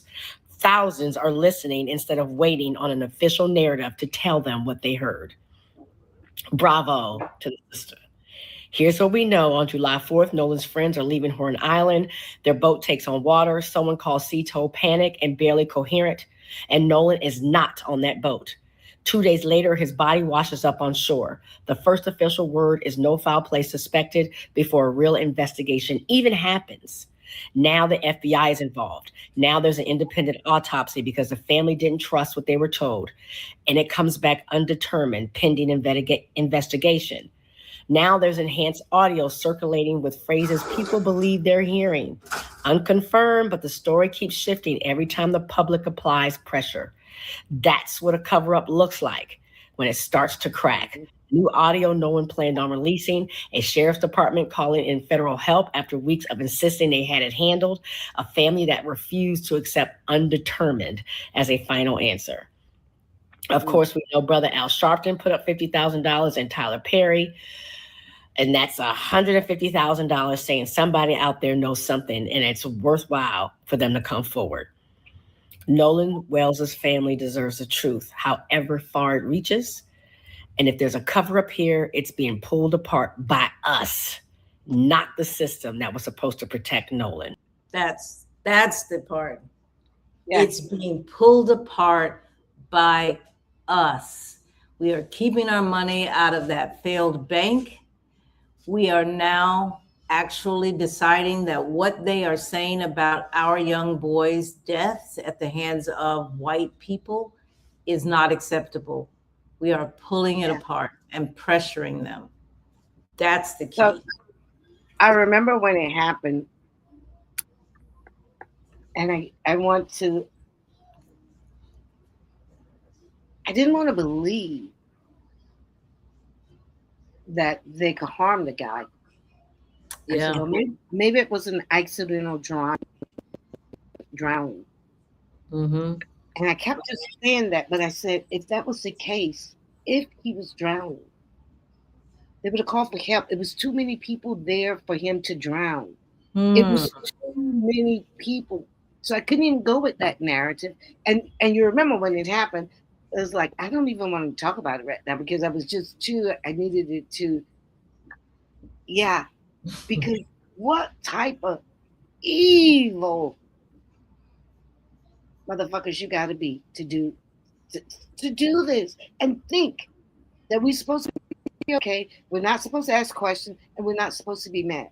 And this is what this community, I don't know. They get to do whatever they want. And we're supposed to be okay, but we have been too many times okay. We've accepted what they've said, but our kids, our young people have skill sets and they have access to the internet.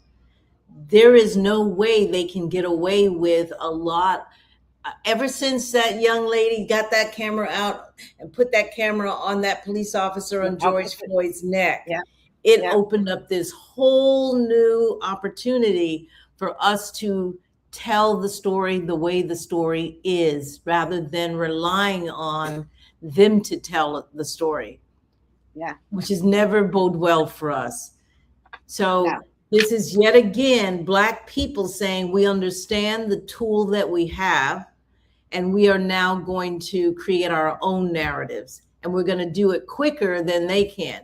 And that young girl, Janetta Brantley, took that tape and used her voice, her skills in sound with, movies, what have you. She took those skills and enhanced that. And I said, now how are they going to explain this? Well, they're trying to discredit her. They are trying to discredit her right now. And that is it's just unbelievable where we at right now. Yeah, but that's part of the scary part. When you are exposing the rich, the powerful, white America, you realize that you put yourself out there to be discredited. Yeah, and I'm finding more and more of our young people being brave enough to do what needs to be done. Well, I'm going to say this, and then I'm going to put you in the hot seat. Mhm. I was, I follow this preacher, white Christian nationalist, Joe Webinar, and Oh yeah. he said white parents are going to have the talk with their children. And I was like, what the fuck are you talking about? Because we ain't killing Really, y'all. I want to know what could he What are possibly. you talking about? Because we're not killing y'all. But what we have to do now, maybe go back, because our parents talked to us. I'm sure you talked to, um, your parents talked to you. I certainly talked to my daughter when she was going out, when she became of age and she started driving. I said, honey, please don't come back here dead. Listen, she's like, Mom. Wow. Yeah, yeah, yes. Because I was looking at a lot of Lifetime movies, and I just saw the crazy stuff that these white kids was doing to each other, right? Yeah, that's And these true. white kids. And so I was just telling her these things and see these stories are real. They are. You get them from somewhere, and you're just not like me per se, right?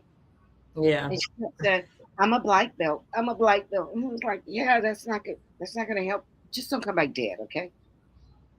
So I don't know. I don't know what I'm not saying his parents didn't um warn him or make him aware, but the trust, when you could feel when something is going wrong. You have Hmm. to be able to walk away.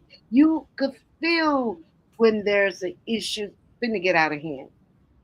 Yeah, you can. You should Yeah, be able to. And when yeah. I was growing up and we traveled overseas, what have you, lived in different states, my mother never let us go into our friends' houses Yeah, no, the because white we people were didn't play that. Yeah, because we were living on army bases and whatever else. And we could never go. yeah. And she would never let us spend the night because No, some of my friends in fourth grade, whatever, they would have sleepovers. I couldn't no, go. She protected us because we were always in this black family and we're like dark skinned people, black families in white spaces. She yeah. never trusted it. But look here, black people didn't play that anyway. I mean, your family's here, local here. I can Yeah. remember when my daughter was in the third or fourth, I can't remember, at my Hmm. Farlam Park, and one of her classmates was having a sleepover, and her dad kept saying, Mona, you gotta let it go. And she had never really slept over to anyone's house outside of my mother and Hmm. um, one of her aunties. And I was like, I'm just not feeling it. I said, so what, Raleigh, what we could do, we'll let you go. And, maybe about 11, 12 o'clock, you guys got to be ready for bed because you don't can't stay up longer than, but I know if you're around your friends, you're going to stay up late and we're going to have to come pick you up. I'm going to send your dad and he's going to pick you up. And I had to tell the mother, right? And he's talking about, well, what are you going to tell them? I said, I can't tell her anything. He says, well, we got to go to church tomorrow. No, she's just not going to spend the night. We like to make up these Yeah, little, and he and said, I'm "No, going to call them white we don't even lies. go." I was like, "What the fuck? We don't even go to because church. that's What are you saying because that for?" that's what we do. We like to try to make the other person feel like better by lying because we don't want them to know the truth that I don't trust you with my child Well, in it this ain't case. her. It's everyone at that Yeah. age. I think she was like 8 or 9. She had never spent the night anywhere. And that Yeah. damn, I don't know you or your Yeah. husband. And now we know that y'all husbands rape the kids. We know Mm, that, and our yeah. parents know that. Our And ancestors do that, they've and always this is they've why. always known this. Yeah, they've Yes, always this is known why. this. Yes, this is why they say we couldn't stay at other people's houses. Yeah. Yeah, yeah. I think that Oh, was had to be known in the black community. All right, I'm ready. And by the way, Janetta Brantley was a Full Sail graduate, and Kevin Beckham says you can't discredit her. Yeah, girl knows her stuff, oh, and if you oh, listen sure. to her interview, girl is hands Yes, down. She's not yes, afraid. She knows her stuff, and she tells you her craft in terms of how she did it. So anybody who wants to go out there and try to discredit her ain't going to happen. And that's what I love about us.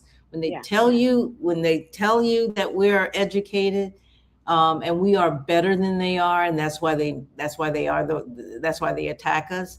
We are better, and we understand that we have to cover ourselves. Yeah, yeah. And they know that. And they know what she did. They know it is the truth. Because we're not going to sit up there and try to that's not in our nature. That woman, all that she could be doing, ain't got the time to sit up there and make something up. Yeah. That's something they would do. Yeah, absolutely. All right. That's it. That's it. Okay. First question.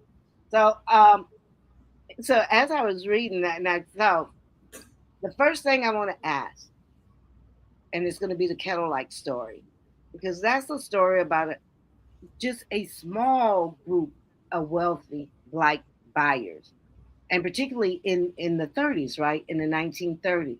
Mm-hmm. So would you agree that that's a pretty narrow foundation for your whole argument about Black discipline? Yeah, but I think it's narrow on purpose, especially as we look at today and the need for us to move as a group to counter all that's going on against the Black community. It is not going to take all of us, and we need to understand that some of us have leverage, not all of us, but some of us truly have leverage that can move the agenda in our favor. That is not all of us. So when I use the doctors and lawyers and those folks, those type folks back in 1934, it's narrow on purpose, Mona. And that's what makes it true instead of a myth. And that's what makes it more real for us today instead of a pipe dream. I'm not claiming it needs to be everybody, or it was everybody even at that time.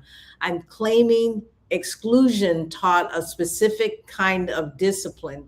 And when that discipline got noticed, it had real leverage, right? Mm-hmm. And that's still true even as I go and talk about those athletes. And I'm watching the athletes right now compete, and they are working really hard, and they are good. I'm talking the Black athletes in track and fields, right? Mm-hmm, mm-hmm. They have the leverage. I don't. Nobody cares whether or not I'm going to go and jump over 10 hurdles, right? They do care whether a McLaughlin or some of these real champions are going to do it. So that group needs to be narrow. It has to be the most talented. It has to be the ones in that case who had the money to buy the Cadillacs. Isn't that a pretty narrow foundation? I think it's them that will be noticed. Yeah, it's them that will be that have the leverage, and it's them that will get noticed. And that's what happened, I think, then. Do you think we have the same discipline today for those who have the leverage to use it in our benefit versus letting the oppressor make them use it against us? Right. So this elite group of athletes, the elite group of Black athletes, and hopefully other athletes will follow them. But this elite group of Black athletes, and even when we talk about the SEC, ACC boycott, mm-hmm. They have the leverage, yes, because they have the discipline to be the best, right? Do they have the discipline to boycott or walk out? Or the courage? I don't know what's lacking, discipline, courage, or morals. Something is missing there. It is, and I haven't been able to make that connection, because I think about, this is another thing that I think about all the time in terms of how do we connect the leverage that the United States think is so important right now, and that is how we're presented on the world stage, with the people who would actually have to deliver that.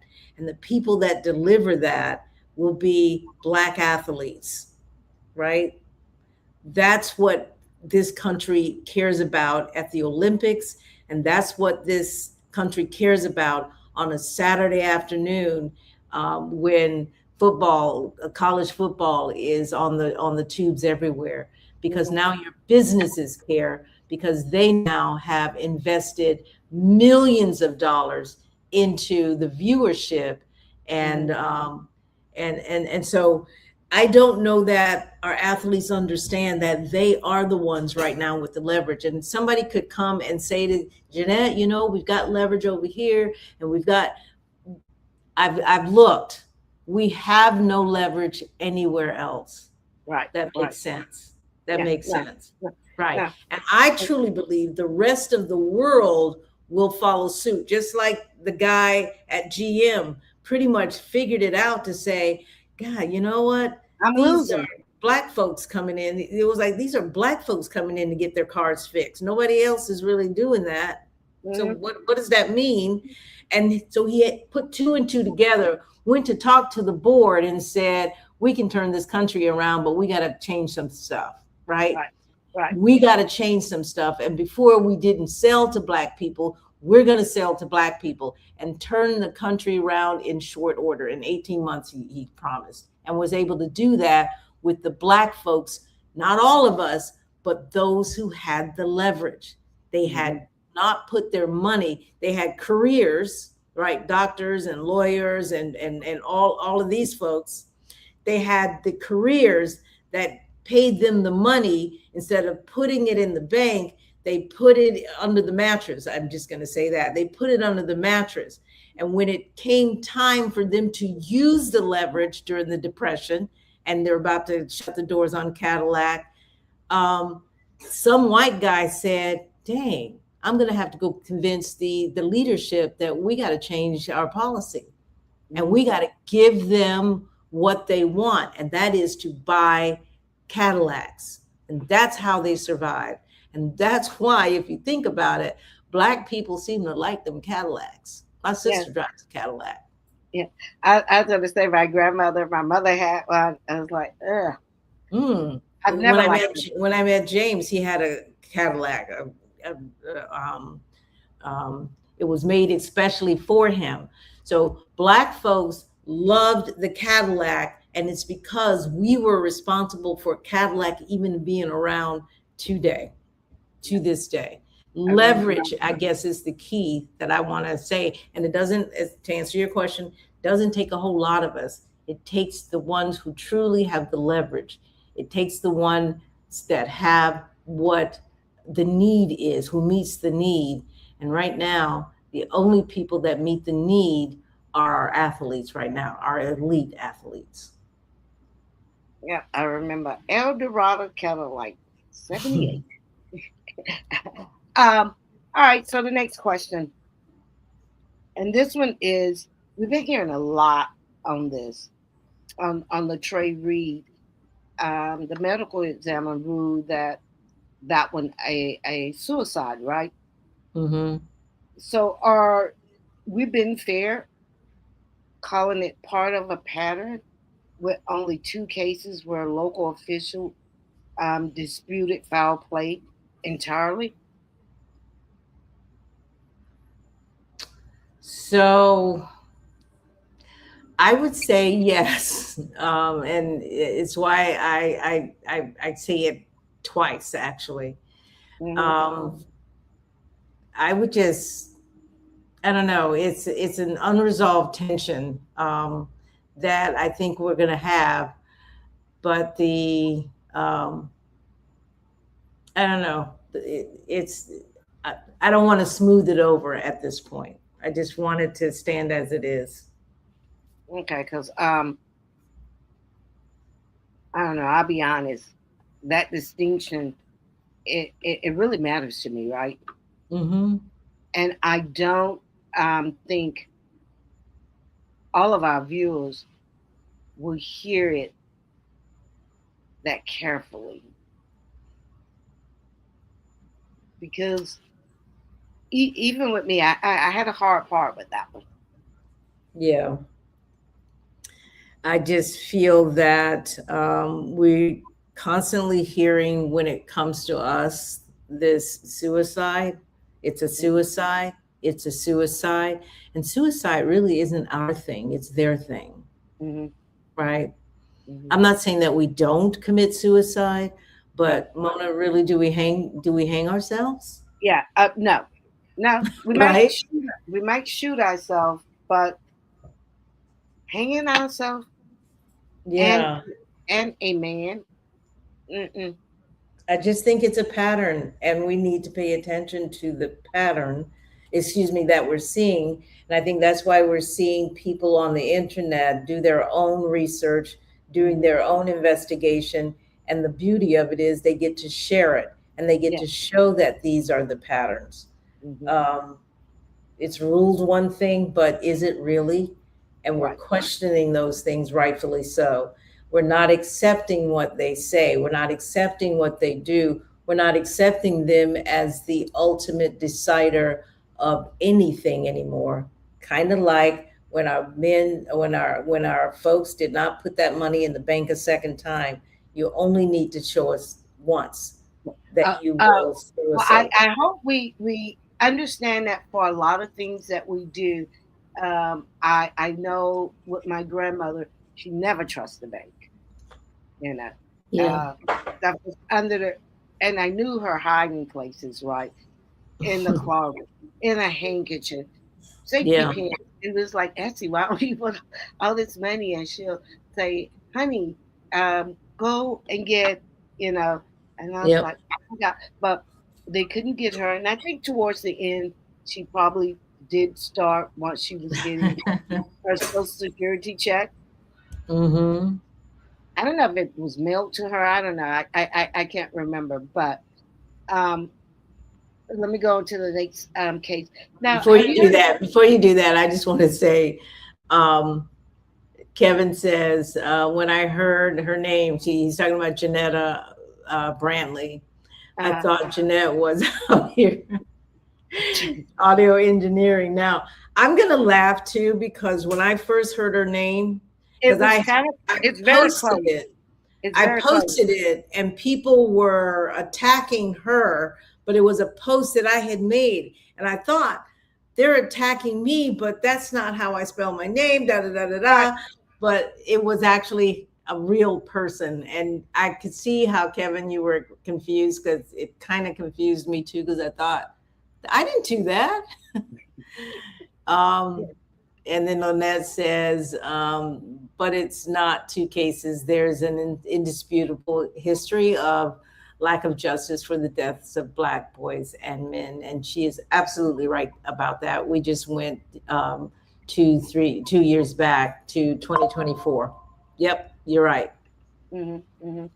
So, have you heard of this? The brothers, the Tate brothers, Andrew Yep. Tate. All right. Mm-hmm. So so let's talk about the Epstein comparison, and even these Tate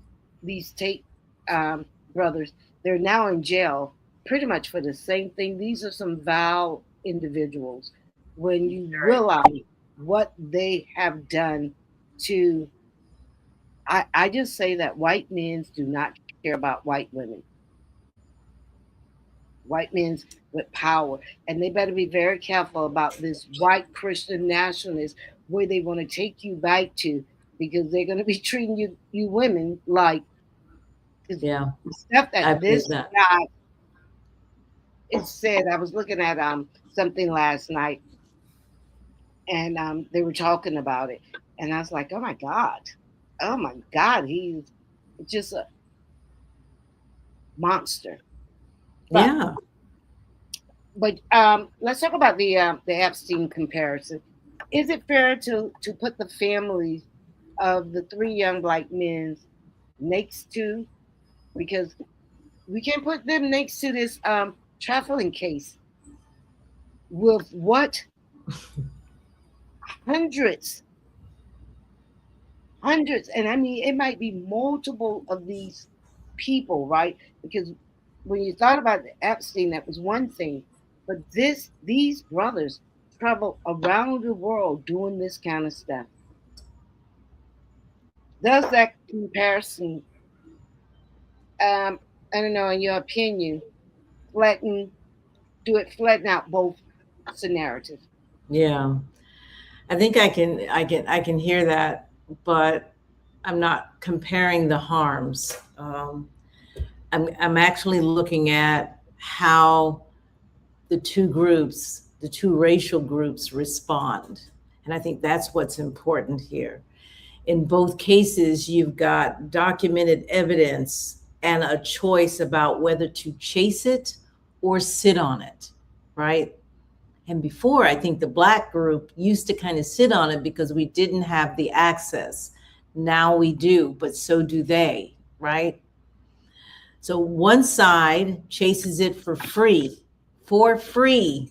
Ask that Janetta Brantley. Girl sat down and not just uncovered what was said in the background. She put it out there online for everybody for free.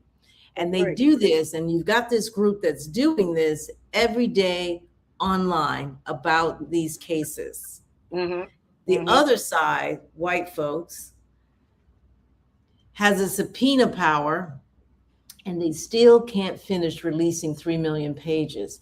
That's the comparison that I want to make. These are important issues, supposedly, to both communities. And yet one community goes after it with a vigilance, and the other one says it's important, but you've got 1,200 girls, now women, who are telling you what happened to them. And you've got the white community allowing it to fester and just sit there without any real resolution. And you have all of that documentation. Yes. Nothing to see here is what the rich and powerful are saying, and they are allowing them to get away with it. Yeah. That's what I'm saying. I don't know. I often wonder when I look at someone like this Jake Lane, who want to tell us how to raise our children, how to love our children. Yeah. You can't Cannot. You cannot tell us anything. Anything. Yeah, yeah. The Handmaid's Tale, Lynette says. Oh my God. And the New Testament, when you watch that, I watched maybe the second one, where the auntie tells the story how she became the way she became. Yeah. And it was about her. She tried to save her life than the majority. Yeah, I'm gonna watch it someday, but not yet. But it's so hard. It's so dark. It's very dark. It's very dark. Yeah. There's some evil people. They're just some evil people. And you got dumb white women's talking about that's what they want. Okay. Because you think that's what they want. Yeah, that's a whole nother segment of why white women choose to follow men that are obviously abusive to them. Very, very. All right, you call this new ventilist wokeness in the piece, right? Even though you say the word get used dismissively, then why keep a word you know a lot of people already use as an insult? Because it's our word, it's not their word. And naming it doesn't change what it is. And white people have taken the word woke and villainized it. Yeah. And we can't just follow and do whatever they want. Woke, we understand what woke means, but they understand what woke means as well. And they need for white people to stay asleep. They need for us to stay asleep, but Black people, we don't sleep quite as soundly as white people. Some of us do, but many of us do not. And that's why that's why we're under attack all the time. So in this case, pulling the record and checking the claim isn't a slur, it's due diligence. If the word makes some people uncomfortable, I'd rather they sit with that than let a bad word kill a good practice. Sure. Being woke is positive, folks. It is what you need to be. You need to be aware of what is going on. Absolutely. Yeah. All right. Last one. And this one was really cute because I hear you say that all the time when I'm looking at your Facebook post. Dear White American Live. You say that all the time. Yeah. That's direct. And then and even when I see it sometimes you say, I'm talking to white America when I read some of your posts. And I say, that will be something I would say, you know, and they get offended sometimes I say you people, but it's whoever group I'm talking to, right? If I'm talking to Yeah. black or hearing tell the you people, but but are you worried that it'll close the door with some of the very allies you're talking about earlier in the piece, the ones showing up because of the video evidence? Yeah. I thought about that, but in all honesty, I think about that a lot before Yeah, I do you worry post. about that? Yeah, I think before I post anything, and as you say, I do say dear white America, but I also say dear black America. I just Yes. say dear white people, dear black people. That's probably more like what I say, but it's I think about that before I post anything, and then I decide that it's important for us to begin filtering out who are the allies and who are not. And Mm, some think they're allies, but if they get offended by what I'm posting, the yes. likelihood of them being allies is probably not high. Mm. Take the So I ball, do take the that. ball and go back home.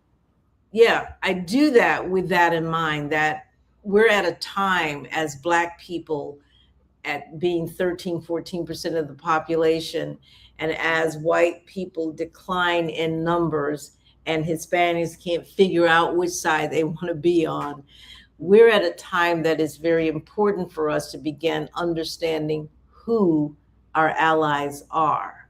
Mm, So I thought about it. Um, and I'd rather risk losing someone who sure. cannot handle a direct sentence than keep softening the ask until it stops meaning anything at all. So the allies worth having can read past one direct line. So Yes. that's Yes. that's how I see that. And And I I say I feel that about my white friends as well. yeah, yeah. Uh yeah. I agree. We can't be so, like I said, even I'm not so sensitive when Rachel said something, she was critiquing Angie dress. It might just Mhm. didn't appeal to her. I didn't have a problem with that. But when she said, basically, Worth. she said that bitch ain't even worth me Yeah, mentioning the her worth. name. That Yeah, is what she said, and yeah, that is, I was like, whoa, okay, sister, yeah. yeah. All right, but one more. I'm still not all the way convinced that's the right call for growing the coalition, but I understand why you made it, right? Hmm.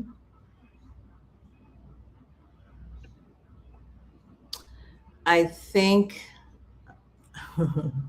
I'm sorry, I was looking at some stuff. So, what was that question?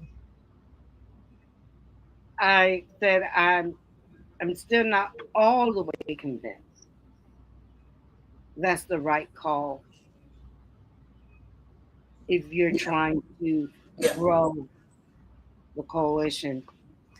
Yeah, I hear you. Yes, um, it depends on how real you want the coalition to be, Hmm. right?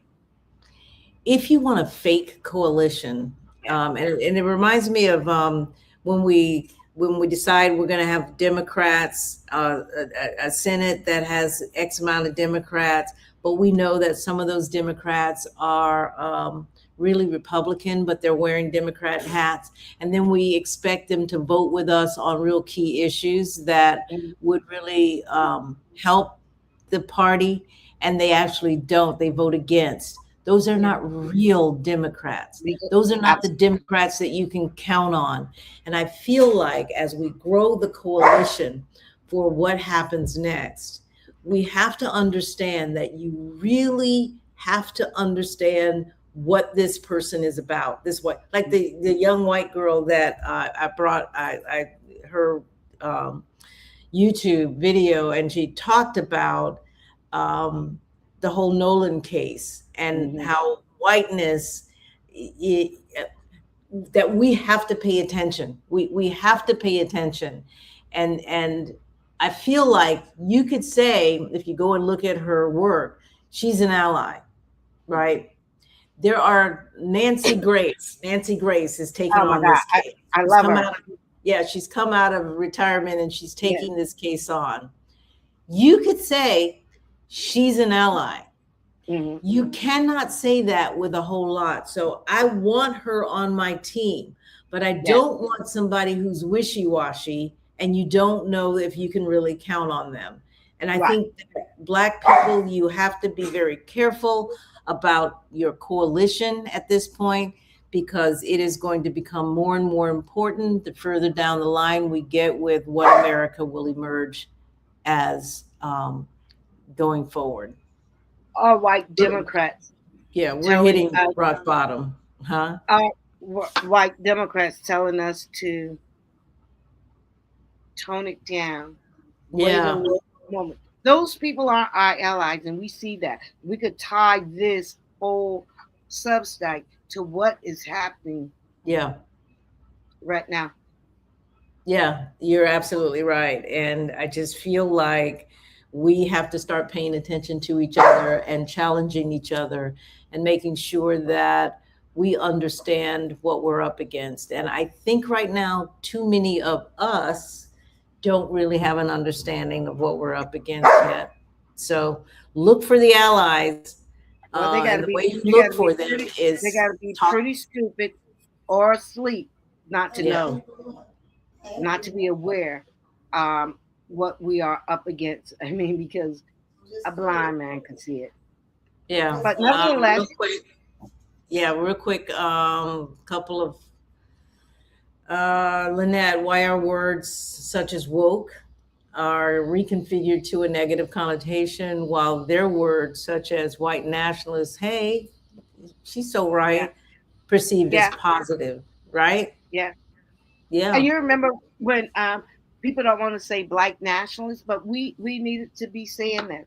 I can remember when we first started out, we hashtag Black nationalists. Yeah, but Black nationalist, I know, I get that. Black nationalist is also perceived as a negative, and it doesn't mean the same thing. It does not mean the same thing. And we probably should have a show on that again. None of our stuff is meant.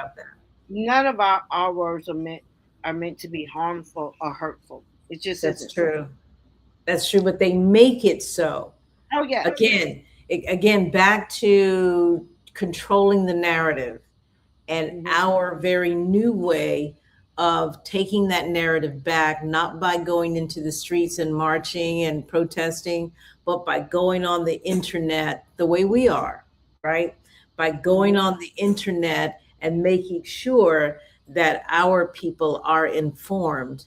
And when it comes to things like voting in the election August 18th, and then voting on August 3rd, that we know that we are informed and we are getting our families out, getting our friends out, and we're voting in our interests. That's one thing. But also when something happens to us and we're going on the boob tube and we're saying we're getting their story, we know we can go on the internet and the real story is going to be there because we've got people that are talented that are going to go and do the work that they are not going to do for us. And that gives us the wherewithal to resist whatever it is that they're trying to do. There's a very new way that I think is emerging in terms of how Black people will function. And a lot of it has to do with embracing technology. Fly Girl approved. Hey. This isn't the time to straddle the fence, period. She just summed it up. Just not. It's not. All right, guys, we're gonna Jeanette, you ready? We're gonna change lanes one more time tonight. This is our first Sunday episode, right? We didn't do This Wednesday, so it is, you seemed like it was guys. a little long, but it's been very cool. But you could go, and we probably should have said you need your popcorn segment, Yeah. sort of, right? Yeah, do a commercial real quick, and I'm going to go and knock the dog in the head for a minute. Like I don't see the commercials. Oh, that's right. I got knocked out. You got kicked out, yeah. Yeah, so I'm not going to do that. I'll just have to worry about Miss Patterson. So, all right. So we are changing the lanes because it's necessary that we talk about Mona's experience going to view the Odyssey, and it took you a while. It took you a while to get there, but you finally got there. I'm jealous. I have been ever since it came out. I wanted to go see it immediately, right? Mm-hmm. We could never get the time, or my daughter and I. Mm-hmm. Either I was available, she wasn't available, and we went last Wednesday. We went last Wednesday. She, I, and my niece, Fly Girl, approved. We caught a matinee. Yes, but a quick grounding for everybody who hasn't cracked open Homer since high school. If you even did it then, the Odyssey picks up after the Trojan War, right? Mm-hmm. So Odysseus is trying to get home to his wife Penelope and his son Telemachus. Telemachus. I keep doing that. I want to say Tele, but it's Telemachus. A trip that should take weeks instead took Mona 10 years because he kept angering the gods and running into monsters and sorcerers and his own pride along the way. Meanwhile, back at home, dear old Penelope got a house full of suitors trying to move in on his life while everyone assumes he's dead. Nolan's version, and now we're not talking about Nolan Wells. This is the actual director of the story. Nolan's version leans on the newer Emily Wilson translation, shot the whole thing on IMAX. And I got to ask you, did you see it in IMAX? Across something like 6 countries, $250 million budget, his most expensive film ever. Matt Damon is Odysseus, and Hathaway is Penelope, and Tom Holland is Telemachus. Mm-hmm. I feel like I'm not giving that justice. And that's the cast nobody was arguing about. So they were okay, Mm-hmm. Everyone was okay with that cast. And that was they were the main characters anyway. So let's name what actually happened because it's relevant to everything we just spent in segment 2. Lupita Nyong'o was cast as Helen of Troy, and it's so funny because even as I read the Odyssey growing up, I only saw white characters in my head. And I only when I think about it, right? And that's where the internet had a problem. Yes, they had a problem with the, and it was a brief. There briefly, but it was impactful. Yes. So Lupita Nyong'o, and I don't know if you guys know who she is, but she's a beautiful African. Yes. Is she African? I thought she was born in. I think she's born in somewhere Africa. Yes. Okay, so she was cast as Helen of Troy and also plays Clytemnestra. Zendaya plays Athena. Zendaya is also Black. Travis Scott plays the bard who narrates part of the film, and Elliot Page plays a Greek soldier named Simon. What? Black people in this movie, The Odyssey? So the backlash was immediate and it was ugly. And it's one of the reasons why I started paying attention to it. Otherwise, I don't think I would have paid attention. But a lot of it centered on Homer's original line describing Helen as white armed. Conservative commentators, including some very online ones, went after Nyong'o's specifically.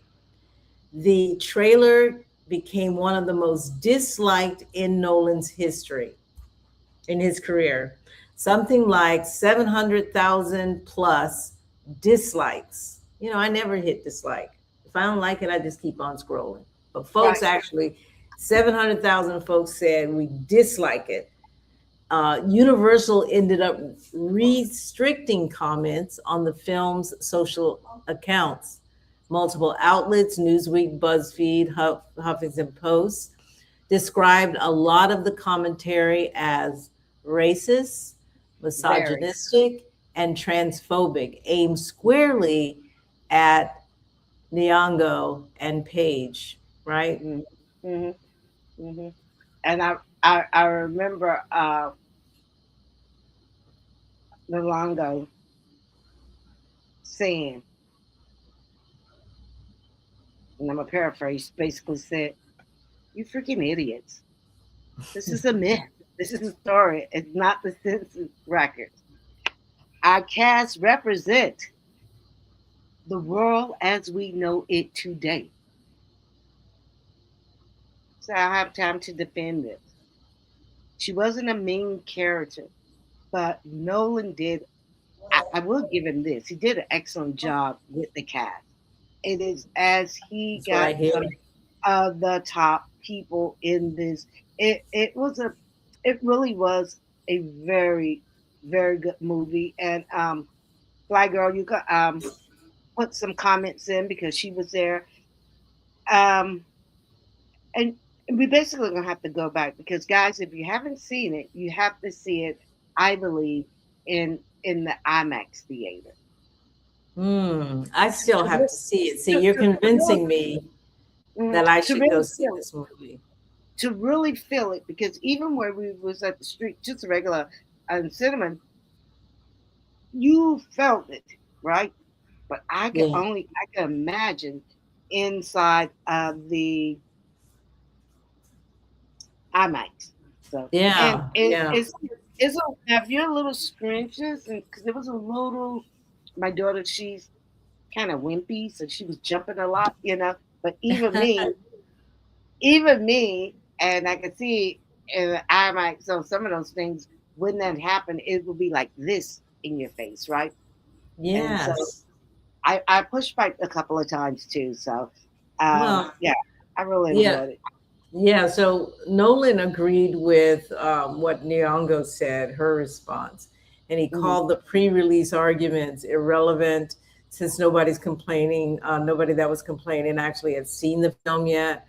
There's also a classicist, Daniel Mendelsohn, who published his own Homer translation last year, and he called the whole fight over Helen's particularly silly since she's barely in the actual poem.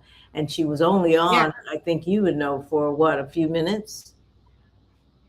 Less than 3. Yeah. And she didn't even make 5, I'm sure of it, less than 3.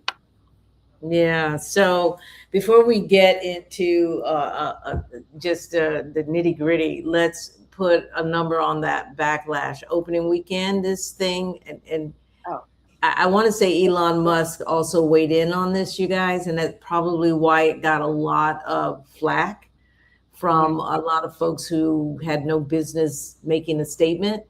But this thing did 124.5 million domestic and 264 million worldwide. It's claimed to be the best live action opening of the year. A cinema score from actual audiences, 95%. With critics. Whatever was happening online, it did not stop people from showing up. So Yeah. Now, and that's the lesson we need to really sit with, right? Mm-hmm. Because last year our Facebook feed has been Mm-hmm. telling me everybody hated this movie, right? Yeah. Everybody was gonna boycott it. Nobody was gonna show up. Yeah. And like I said, even when I told my daughter she wanted to go see it too, because I was shocked that she wanted to see it as Right. well. Uh-huh. And even my niece, we bought the tickets on Tuesday. We went Wednesday. She just happened to be here. I was like, "Oh, we're getting ready to go to the movies in 30 minutes." She's like, "What you going to see?" "I'm going too." That's how that went. So, and then you're saying it happened and that happened. I knew it made a lot, but you're talking about almost 250 million dollars Yes. worldwide. Folks, folks not only saw it, Mona, but what I'm hearing is folks loved it. Yes, Everybody. I mean, I know that you said it was a really good movie, but yes, folks actually loved it. And this is one of those movies that people are going to go see two, three, four times, yes, if yes. more. Mhm. Because um, because I'm gonna go back and see it again with my girlfriend. I think Candy will be here this weekend, so maybe we'll go Mhm. see it this weekend. That's 3 hours, Mona. And you know what? I I was like, that's when I 3 hours. when I That's what keeps me from going to see it. It's like, no, I ain't when I got go that to the time. movies and I sit down, when I do anything, I sit down and it's quiet. I'm gonna fall asleep. I'm gonna wake up, but I'm gonna fall asleep. I'm gonna wake up. Right. You know, I didn't fall asleep not one time. No one in my group fell asleep because Yeah. that it didn't have any downtime. It wasn't slow. It was action. It was it was exciting from beginning to end. Wow. That's Mhm. really good. And again, I just did an analysis. I looked at several people who analyzed the movie who also anticipated they would not like it.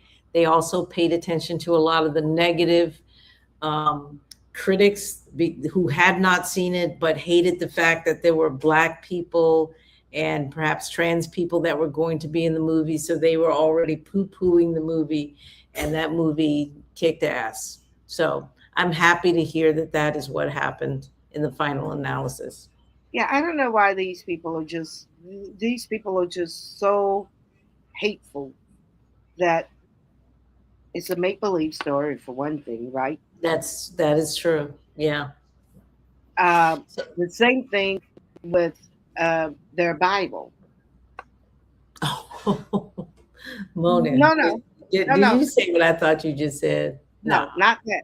But you know how the Bible, I'm not saying the Bible is make believe, but the Bible, the characters, well, not the characters, the people in the Bible are dark Mhm. skinned. But anytime they do Jesus or all those movies, they got these people European. Yeah, yeah, they And, do, and, and nobody, and nobody have a problem with that. I know, but Lynette also says the same thing you're saying, and she's pretty much saying, "Oh yeah, but white people can portray every race and ethnicity, and nobody seems Absolutely. to, as you And said, have nobody, a problem." they, and they're going to have to get over this. You know, we've already had 250 years of this bullshit, and we're Hmm. not moving in the next 250 years The in shift the, is happening. in The the shift same is direction. definitely happening. Yeah. Yes, The yes, shift is happening, and it's gonna people are gonna complain, but you got the brave people like Nolan who's saying, I don't care, this is what I'm gonna do, and he does it. Again, we're yeah, seeing yes. people who are proving to be allies that we cannot not pay attention to. So um, let me ask you, if this, in your opinion, is this a good movie for a Black audience to see? Mhm. Um, I believe so. You know, most people have already read the poem. Mm-hmm. A lot of people, like I said, my daughter, she was interested. I had never read the poem, and it makes me want to do it before we go by to see it again. And I'm Yeah. yes, I think it is a good movie for us to see. I so because I didn't know what was going on. Maybe the first 20, 30 minutes, I said to myself, "Oh, they're gonna make this white man the hero. They're gonna try to make this white man the hero." Is what I was saying to myself. But Mhm. that was not the case. I was impressed. I tell you, I was really impressed with the movie. Good. Yes, because it wasn't what I don't know what I was thinking before, but the first 30 minutes, it wasn't like that at all. I don't want to give it away because you need to go see it. But Well, you can't really give it away because I've well, seen that's it right, kind of because in chips, but I've also read the you story. I read the know the book. story. And the thing that I take away is really what happened in the war, at the very beginning, or you know, the story is really talking about his journey home. But the fact that he came up with a plan for how they would defeat Troy, and How to the get behind them plan, gates. right, how they And the would get book, in the so book that they told could. me, mhm, And the fact that it worked reminds me, because I always say this, that Trump is our Trojan horse, yes, yes, and that inside Trump, if he is a picture of the Trojan horse, inside Donald Trump, because he's just this empty vessel, right? yes, And has hmm room for the Heritage Foundation, the MAGA group, all of these factions to climb inside. And he rolls into DC, and they are out and they defeat American democracy. So hmm that's my take on it. So the movie is fascinating. What is also fascinating is Odysseus, his trip home, and his understanding of how he has created something that is destroying civilization, right? and Which is as what I I think is actually, and I know this is a myth, this is a story, but I'm watching the war going on now. They wheeled yes, the horse into DC, and they're tearing down institutions left and hmm right. hmm And somebody came up with this plan, this plot, call it the Project 2025. I don't know how I have to give this more thought, but it is not just tearing down, you know, the democratic the democratic system. It's impacting the entire world. yes, That's why this movie, the book, but the movie, I see the parallels of what happened then and what is happening now. and I tell you, everything about that movie, I could relate back to what's going on here in the United States, what's Mhm. going on. The first thing I thought about when they were preparing to go, and the Simon came and got him to help get his wife back. Oh, this will be done in a couple of months. We'll be back home. Yeah. When Trump said they went to bomb Iran, this will be Iran. a couple of weeks, and but we're still Yeah. here, and we will be Yeah. there. Same thing when we had 9/11. Oh, we're going to no time, and it was 10 years later. You can Yeah. see how you can see these connections. Yeah. Yeah. Absolutely. Excuse me. Can he go into your room with you? That would be the answer. Sorry. I had to like, Well, maybe not. what are we missing here? Huh? But the difference about the guy did have seemed to have a conscience, and that was telling the story on on his way coming home. True, but it was after the fact, Yes, after the destruction of Troy, right? yes. After killing So all those people. after the fact. So we're in the war. The after the fact, when people have regrets, and we're already kind of seeing, it's not what I voted for, blah blah blah. But when the key people in this iteration, when they start having the regrets, it is after the fact. And what does life look like at that point? And for Black people, what do you do with a democracy that has been totally destroyed? When the institutions no longer work, what do you do? Do you wait for the white man to come and say, okay, here's your role in this? Or do you create the role? Do you back to that hierarchy that we talk about in previous exercises? It's deliberate that we're on the bottom, and the systems are in place to keep us at the bottom, right? What happens if we decide everything is imploding? What do we do that in the new iteration, we are not on the bottom? Our children are not at the bottom. That's where we are. And that's why this is, to me, an important story that I would love to go see. So I do think everyone should get the opportunity to go see it. And you have to go see it in an IMAX so you can really get the experience. And it was two particular scenes from that where the IMAX would be very important, when they were in the cage, and then when they were on the water and he had to make a decision, and you could see him struggling because either one not going to be good, right? It was a well put together film. It was well put together. Well, good. And on that, I will make sure that I go get me some tickets and go sit those 3 hours in. But what you were saying is pretty consistent with, I think, what everybody else is saying. So here's what strikes me sitting on the outside of this, having only read the reviews and just drawing back to my high school days. A 3,000-year-old story gets a cast that reflects the actual world, and the loudest reaction isn't to the film. It's to who's allowed to stand in the myth at all. That's not new.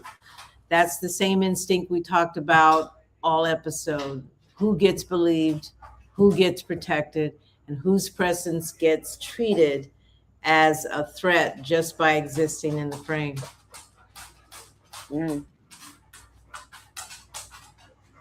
Yep. It didn't go the way society. Nolan did not listen to.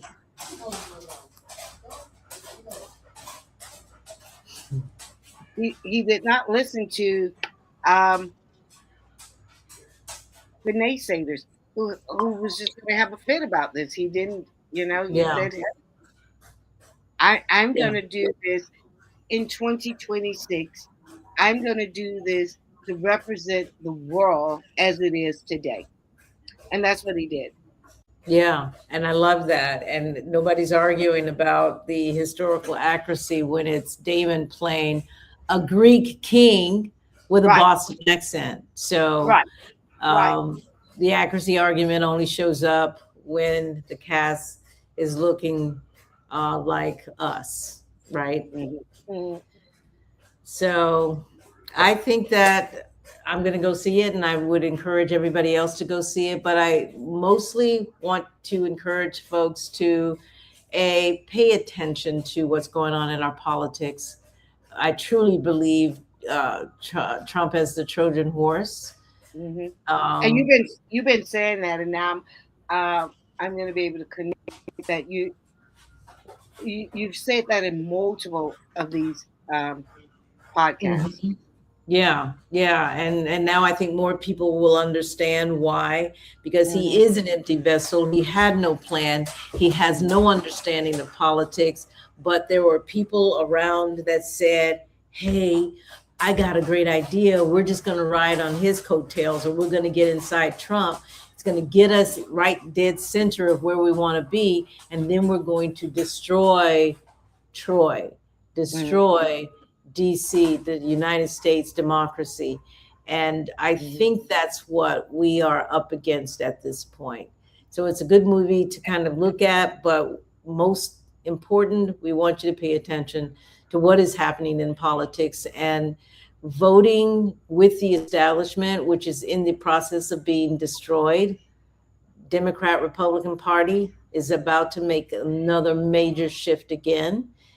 They may not survive this, and other types of another type of government or truer democracy may emerge.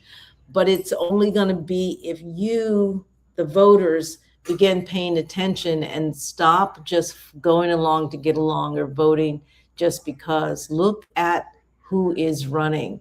In the case of Angie Nixon, look at her platform, look at her experience, and don't just go with who has the most money, and question where the money is coming from. Because if someone has 10, 12 times more than the person that is really doing the hard work, you need to start questioning that. You just, it just makes sense for you to begin questioning. Yeah. There's too much money being poured into. They're just not giving you this money because you're just a good guy. Yeah. Right? You know you got to do something for this. He has no record of anything. He's just a military guy, guys. Just a normal military guy. That happened to whistleblow. And then looked around when he decided, because his brother is a congressperson, a representative out of West Virginia, I think it is. Yes. Then he looked around because he's really unhappy with he's Ukrainian. He looked around and said, you know what, I want to get in because I'm so unhappy with what the United States has done with Ukraine, Yes. And so he looked around to figure out where is his chances best. And 3 years ago, strategically moved to Florida for this special election that we're having today.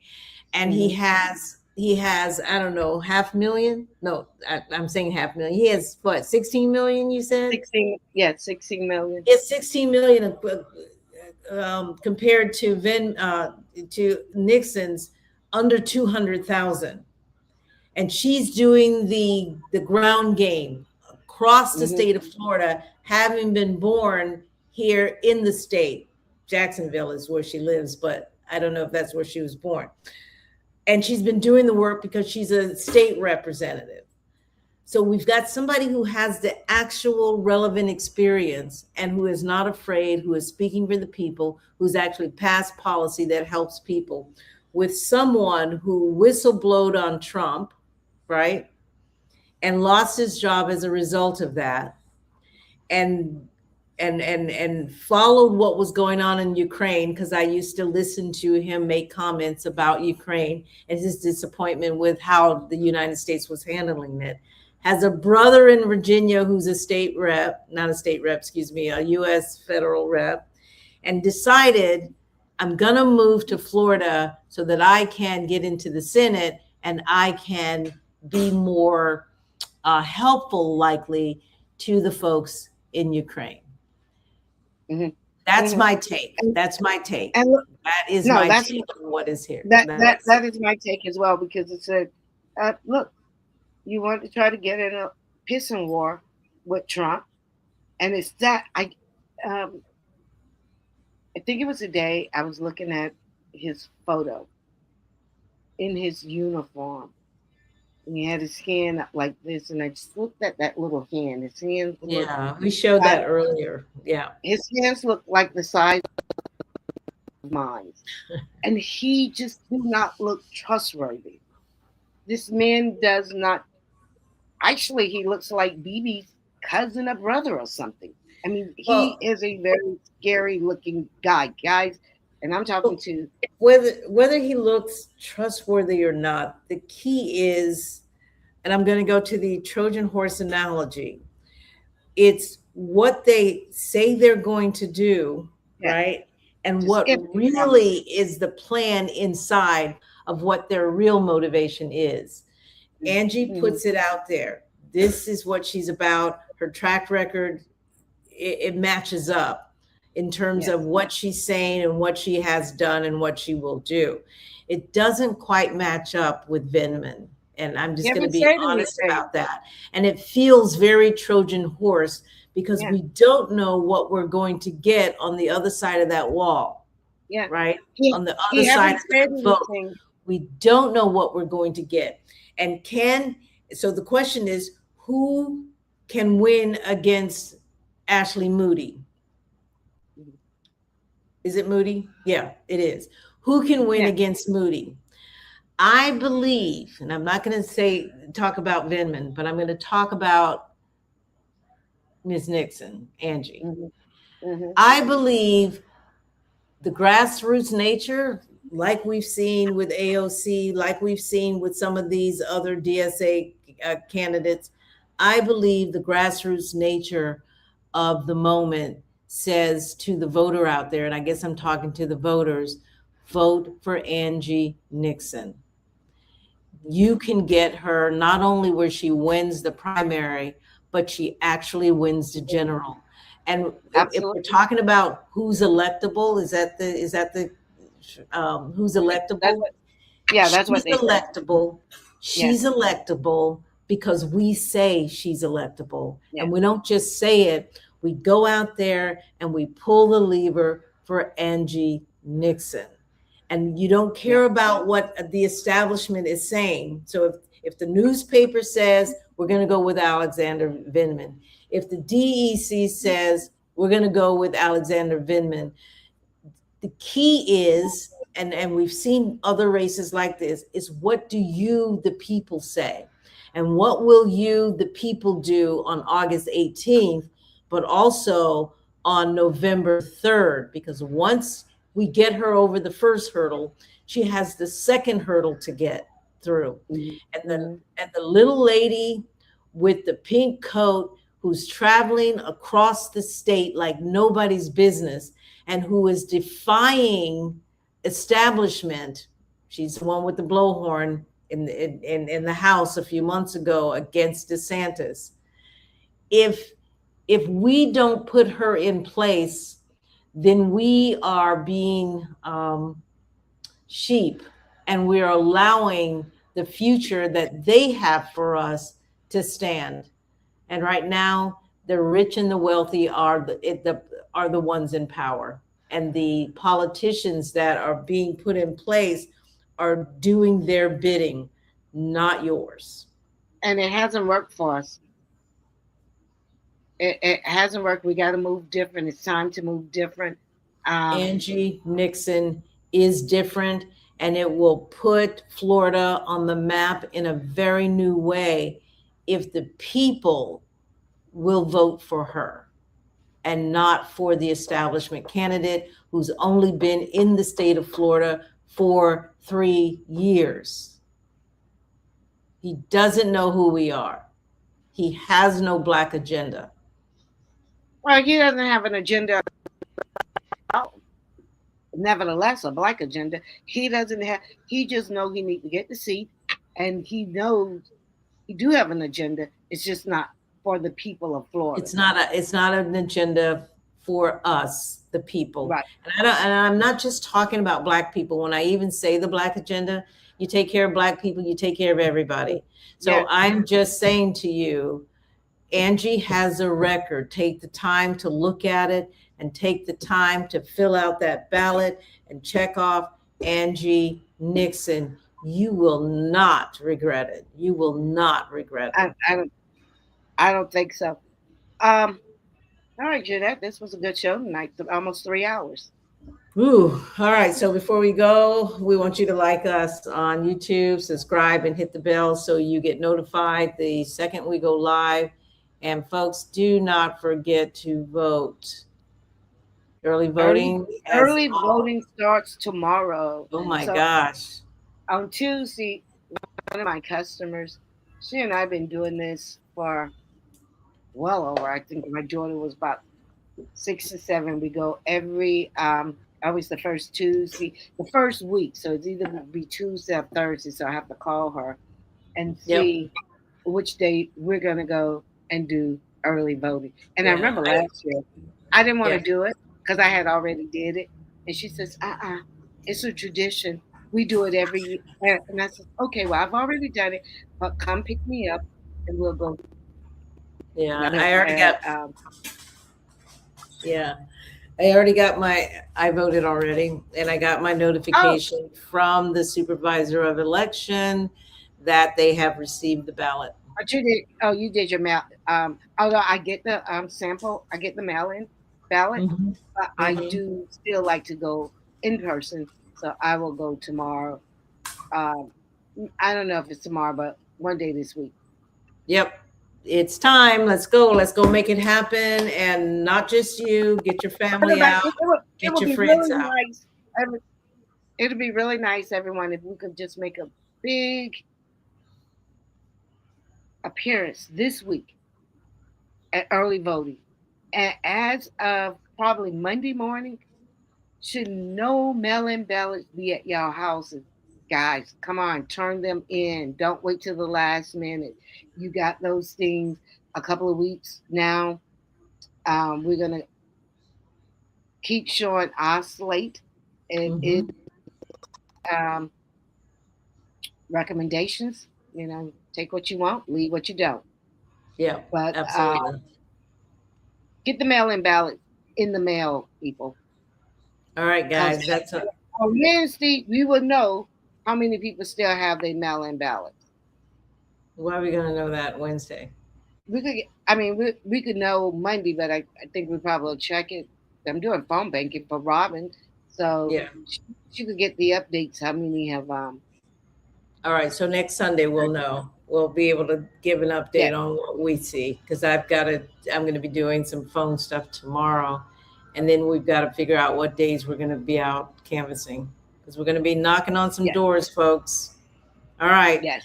All right, Mona, that's all Right. I have. And That's thanks, all I have. everybody, Good for night. We'll joining see you us. next Sunday. Yes, we will see you next Sunday.